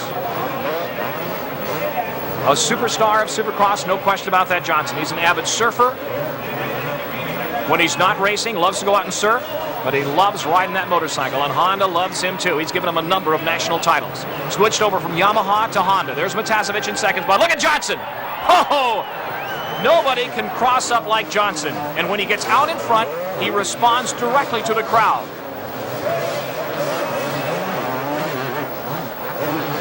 Ricky Johnson, number 2 in front in this final third heat at the Meadowlands in East Rutherford, New Jersey. And last year here at the Meadowlands, Johnson was crossing up, giving high signs, one hand, two hand, waves to the crowd. And let's see what he does tonight. If he gets out far enough in front, there he is, a wave to the crowd. And the crowd loves it. They love this kid from El Cajon, California. Matasevich falling off the pace. Now Johnson, a two-handed. Takes both hands off the handlebars, waves to the crowd. They love it. And let me tell you, as an announcer, it certainly gives me something to talk about when Johnson gets out in front and nothing is happening. He knows, he senses it, he loves to play to the crowd. There's 201 Matasevich. And Kawasaki team manager Roy Turner is predicting a big future for this young man. That's Lease coming up behind him, and Lease tries to go to the inside and passes Matasevich. What did I say about the future for Jeff? He's got to watch behind him. And Lease, the Australian national champion who came to this country because the competition wasn't tough enough down under, has gone to second. There's Johnson taking the white flag. So it is Honda running 1 and 2, Kawasaki third in the form of Matasevich.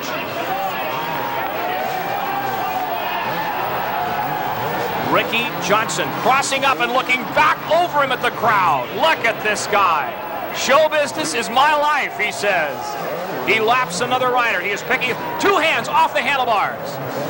Johnson holding on to that lead by a wide margin. Number 2 in front. And his teammate Lease is second, and you can bet that Lease, if he comes close enough, at this point he won't, but if he should come close enough, he's going to back off and let Johnson have the victory. He's not going to do anything to mess it up. Johnson waves to the crowd, turns and gives him the high side with his left hand. Ricky Johnson, number 2, picking his way through traffic. You can't even see Lease behind him. He's that far out in front, heading for the checkered flag. And there it is, Ricky Johnson, both hands off the handlebars, takes the checker flag here at East Rutherford, New Jersey. And there's Lease, number 7 in second. Matasevich will finish third. Ricky Johnson heading for victory circle. Let's go down to Larry Myers. Thank you very much. Winner with me, the winner of heat race number 3, and he's going to grab at least, I believe, a tie for that Coors Coolest move. I'd hate to have to decide, you know, between yourself and Lachine. How about it, ladies and gentlemen, RJ, the Magic Man! Man, I'll tell you what, when you guys get a hole shot and are gone, of course it wasn't that easy. Don't mean to imply that it was, Rick, but when you get out in front, you have yourself a good time. Yeah, I definitely have a good time. The people here on the East Coast are definitely the best motocross fans anywhere, so why not give them a show? I'm out there doing nothing. All right, you know, I just figured let's do something for New York. They're doing something for you by putting a Supercross in New Jersey. Did you hear that? Now let's try it one more time. You mean to tell me that the fans out here at the Meadowlands are better than in California? I hate to say it because I'm from there, but they are. The East Coast are the best fans anywhere. Thank you. Does Rick Johnson know how to handle a crowd or what? RJ, we can't top that. Good luck to you in the main event, partner. I'd like to thank all the people from Honda for putting together a great motorcycle for me. Just like to thank God for seeing me through this tonight, and most of all, Coolers for making it possible for me to put on a show for you. Thank you. Rick Johnson, ladies and gentlemen, and we'll go back upstairs to Larry Huffman. Let's look at the results. Johnson, Lease, Matasevich, Eric Kehoe, Team Suzuki, and Brian Manley, Privateer, finishing 5th. So don't go away. We'll be back with more exciting Supercross from the Meadowlands in just a moment.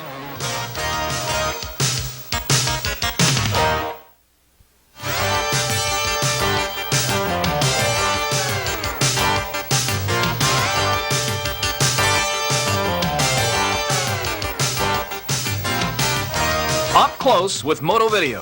Today's question: how close to stock are the pros' race bikes? Well, let's ask the pros. Tell us about the bike. What is it, stock? Yeah, Larry, it's basically a stock machine. It starts out the same as what the average person can buy at his Kawasaki dealer. The major difference is in the suspension. The forks and shock are a little bit different. The shock's very similar to the production unit, a little bit different valving in it. We do a few weight-saving tricks on the bikes to get them down a little bit closer to the weight limit. The wheel hubs are a little bit lighter, and the fork brackets, things like that, where we can save a few ounces, a few little titanium bolts thrown in here and there. A few more aluminum parts maybe, where the production bike would have a steel part. The engine, again, starts out as a stock engine, and surprisingly few modifications to it. The whole lower end is basically a production unit, and the top end is just slightly modified. The ports are basically the same. A few minor changes is all. The man responsible for keeping this machine running for Ricky Johnson is Brian Lunas, a veteran Honda mechanic. How stock is the bike? Bike is pretty stock as it can be by the AMA rules. We have to use the basic components: frame, plastics, engine, everything that's allowed by the rules. We can change. We can change the suspension, we can change the wheels, because our factory level riders are a lot harder on the bike than your standard over-the-counter normal rider, especially when they're jumping out of like equal to a third-story building in a Supercross race. We're allowed to change the exhaust pipe and the carburetors, but basically that's where it ends. We're just allowed to change the suspension parts and some reliability parts, which are the wheels. And everything else, the swing arm, the seats, and everything else have to be standard by the rules. This man, Ricky Johnson, is ready to prove he's #1 this year. Earlier, I was out in the pits to find out if Ricky can be beaten tonight, and these are some of the riders that I talked to. This is on the line tonight. Jeff Ward trying to hold on to that #1 plate. 15-point lead Johnson has over Ward going in the night, and I guess I hate to ask this question, but can he be stopped tonight? Well, I think so, Larry. I've been riding really aggressively. I feel really well, and if I want to win the championship, I have to. I can't rely on him having any problems.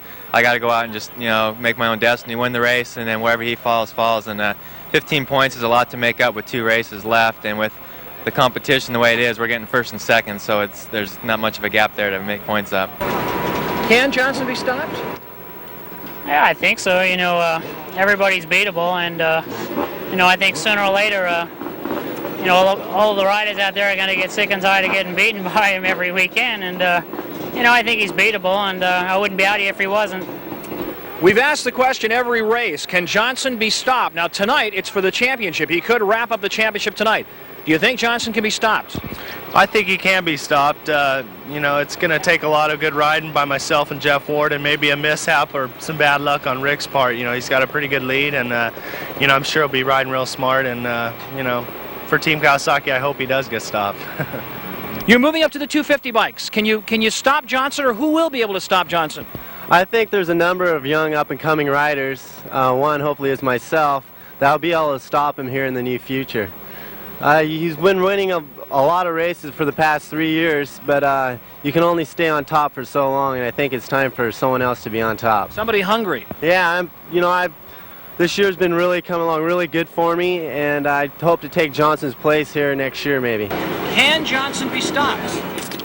I'm not really sure. I think in he gets a bad start and say a couple of the fast guys get out maybe, but I think if he gets a good start and in 20 laps in a main event, I think he's going to be pretty hard to be beat.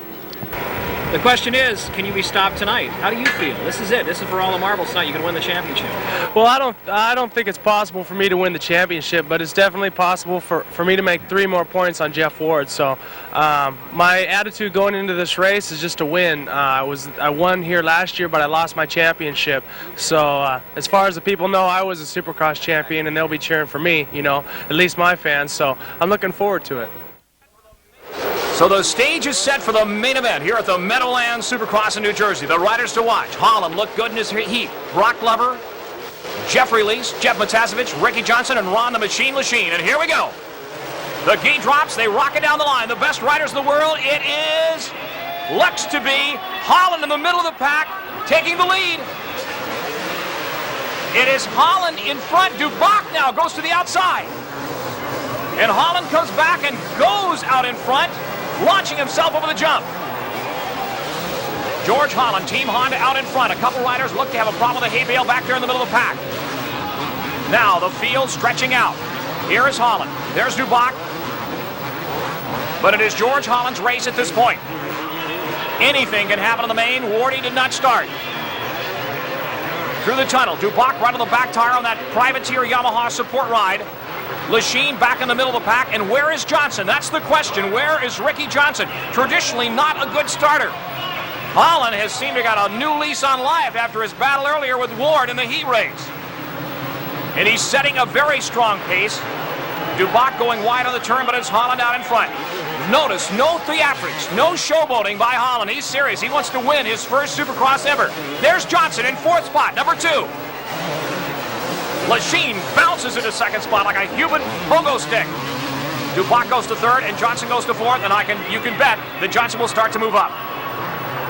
Holland, Lachine, Duboc, Johnson, 1, 2, 3, 4. George Holland, newly married the end of last year out of Kerman, California, a quieter rider you'll never find. And there's Lachine on the inside. And Lachine goes to the inside on a beautiful pass, and Holland comes back. It is Holland and Lachine over the jump. Side by side, handlebar to handlebar. Lachine stops Holland, and Johnson goes by in a second. Whoa, Nelly. It is Lachine in front, Kawasaki, and Johnson on his back tire.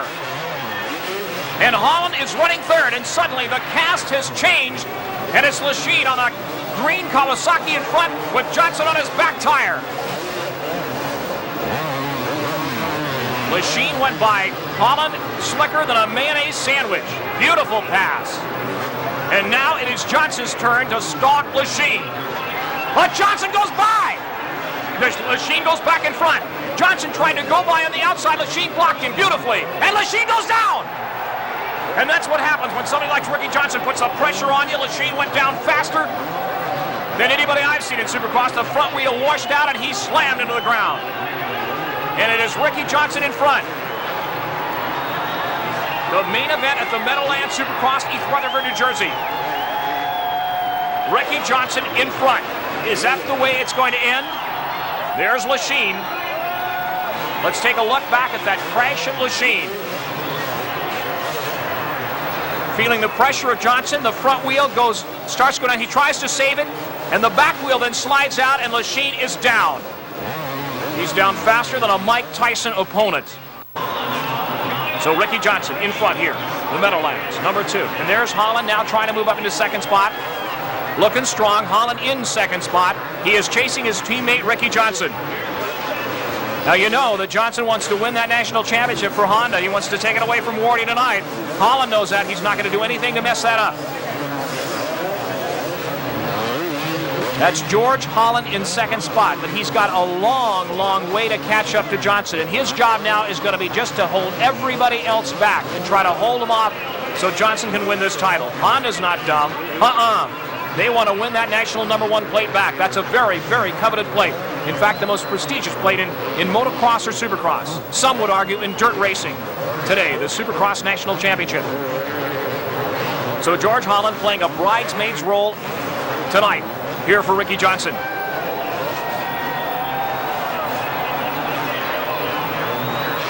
Ricky Johnson with a tremendous lead way out in front.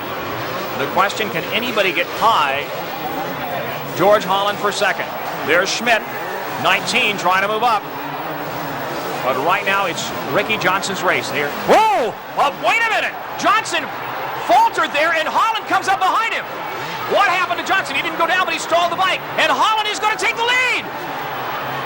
As the Honda mechanics are pulling their hair out. They got their two superstars battling each other.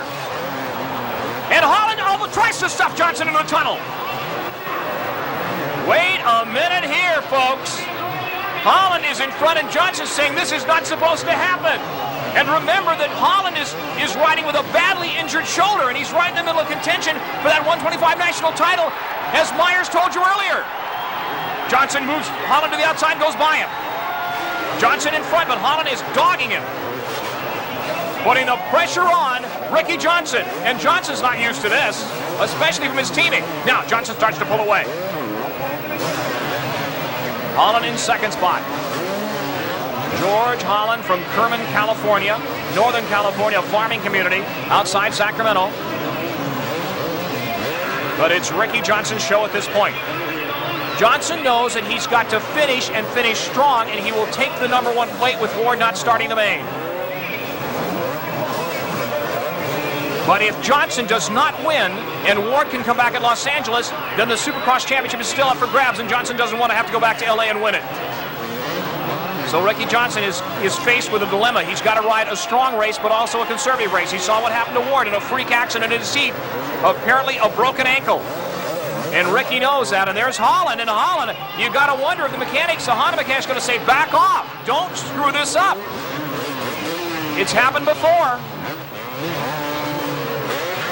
Matasevich, number 201, coming up strong. The great green hope for Kawasaki now with Lachine going down there earlier. Ricky Johnson through the tunnel.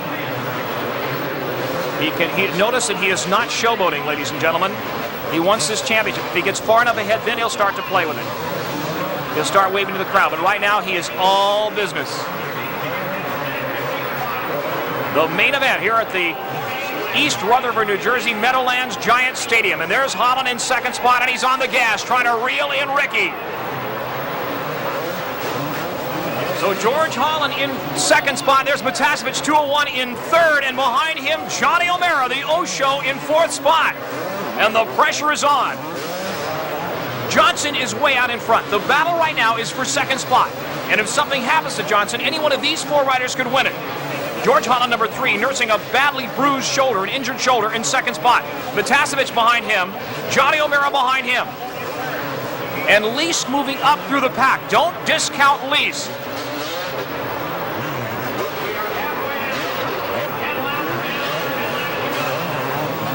Holland running a very strong second place.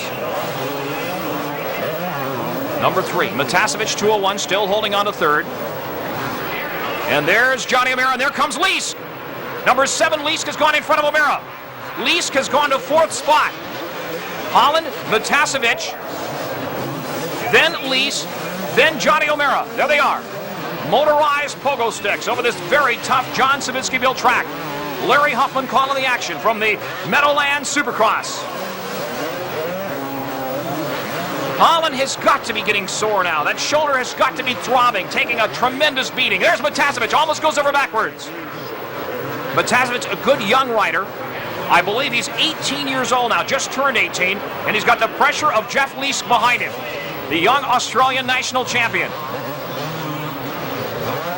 There goes Lease. He's got Matasevich. So Lease has gone to third, Matasevich fourth, and here's Johnny O'Mara. O'Mara goes in front of Matasevich, and suddenly Matasevich goes from third to fifth.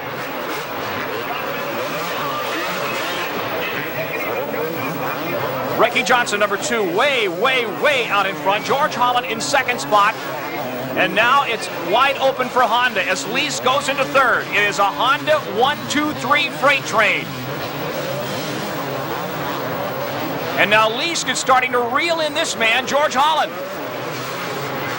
Again, we are watching the battle for second. Ricky Johnson is way out in front. So don't go away. We'll be back with the finish of this exciting main event from the Meadowlands Supercross in New Jersey.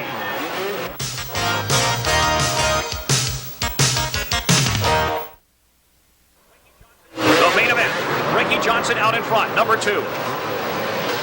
This man, George Holland, still holding on his second spot. Carrying number 3, finished 3rd in the nation last year. Honda running 1, 2, and 3. As Leask is running 3rd. There's Leask, number 7 behind him. And then Johnny O'Mara suddenly getting a new lease on life, running in 4th. Holland trying to hold on a second spot. And Leask is determined to take it away. But this is the rider who's out in front, Ricky Johnson. He's now, that's it, waving to the crowd responding. They love him here in New Jersey. When Ricky's out in front far enough, he will start showboating, and he's doing it tonight. Holland is not showboating. He's trying to hold on a second with his teeth. And Leask, number 7 behind him, trying to take it away from Holland. Only 1 race remaining, 1 Supercross remaining this year. And a lot of these riders' contracts are up. They know what they want to do as well and as strong as they can in the latter races this year in order to be in a strong bargaining position for next year. Holland 2nd, Leask number 7 and 3rd, and Johnny O'Mara hovering like the specter of death in 4th. A lot of people counted out O'Mara, but he's fought his way into 4th spot in this main event and is pressing Leask for 3rd. Johnson in front. Look at these jumps. Johnson up in the air, showboating for the crowd. Oh, he is looking good. Ricky Johnson in control. You got to put that bike exactly where you want it, on the downside of a triple jump, or you'll find yourself in the cheap seats. Look at him. He is smooth.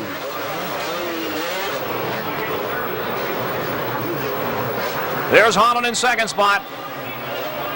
Holland will not showboat like Johnson will. Johnson going for the checkered flag here tonight at the Meadowlands. Whoa, sideways, feet off the pegs, waving to the crowd. Ricky's got to keep in mind what happened to Jeff Ward in his race. Jeff was not showboating. He landed hard. There's a no-hander on the jumps. Very few people in the world can do this. Don't try it unless you're a pro of the caliber of Ricky Johnson or Jeff Ward. Holland is tough to pass. Whoop! Johnson almost wobbles down, goes down there. You can get awfully cocky and awfully confident in a race when you're this far out in front. But we've seen it happen before. A rider can go down fast. The checkered flag comes out and Johnson takes it, the Meadowlands. It's going to be a sweep. Holland 2nd for Honda. Holland takes it. Ricky Johnson wins the Meadowlands Supercross. Let's go down to the field as soon as we give you the results. Ricky Johnson, George Holland, Jeff Leask, Johnny O'Mara, and Jeff Chicken Matasevich. What a great ride. Rick, unofficially, of course, I believe you've also wrapped up the national championship. Well, I don't know about that, Larry, but I felt all right out there today. I just feel bad that Jeff Ward got hurt and he couldn't be out here riding tonight, but I'm real happy to see my other teammates up here in the winner's circle. It's just a real charge. When I was out in front, I was watching them. You don't know about that. Here's Brian Lunas, the man that turns the wrenches. Is number 1 officially in the Honda camp for 1988? I don't know, Larry. We haven't conferred to be sure, but... Come on, quit pulling my leg. You know the exact points. What are they, Looney? Well, we had 15 going in here, and we 25 tonight, and there's only 25 left, so I guess we could kind of say that. I guess we can. Rick Johnson, the 1988 national champion. Rick, great ride. Let me talk to George Holland, finishing 2nd. George, you said you had a sore shoulder, and you just didn't even know whether or not, poor baby, that you'd be able to ride that main event. Yeah, it was really sore, Larry, but I just went out there and I told myself I was going to try to get a good start and just try to ride smooth the whole race without irritating it. And I got the whole shot and I just rode smooth and I hardly ever irritated out there, so it worked out great. So the incredible Ricky Johnson once again prevails in another Supercross race in 1988. Join me next time for our next chapter in the history of Supercross as we bring you an up-close and personal encounter with the greatest men to ride on 2 wheels. I'm your host, Larry Huffman. See you next time.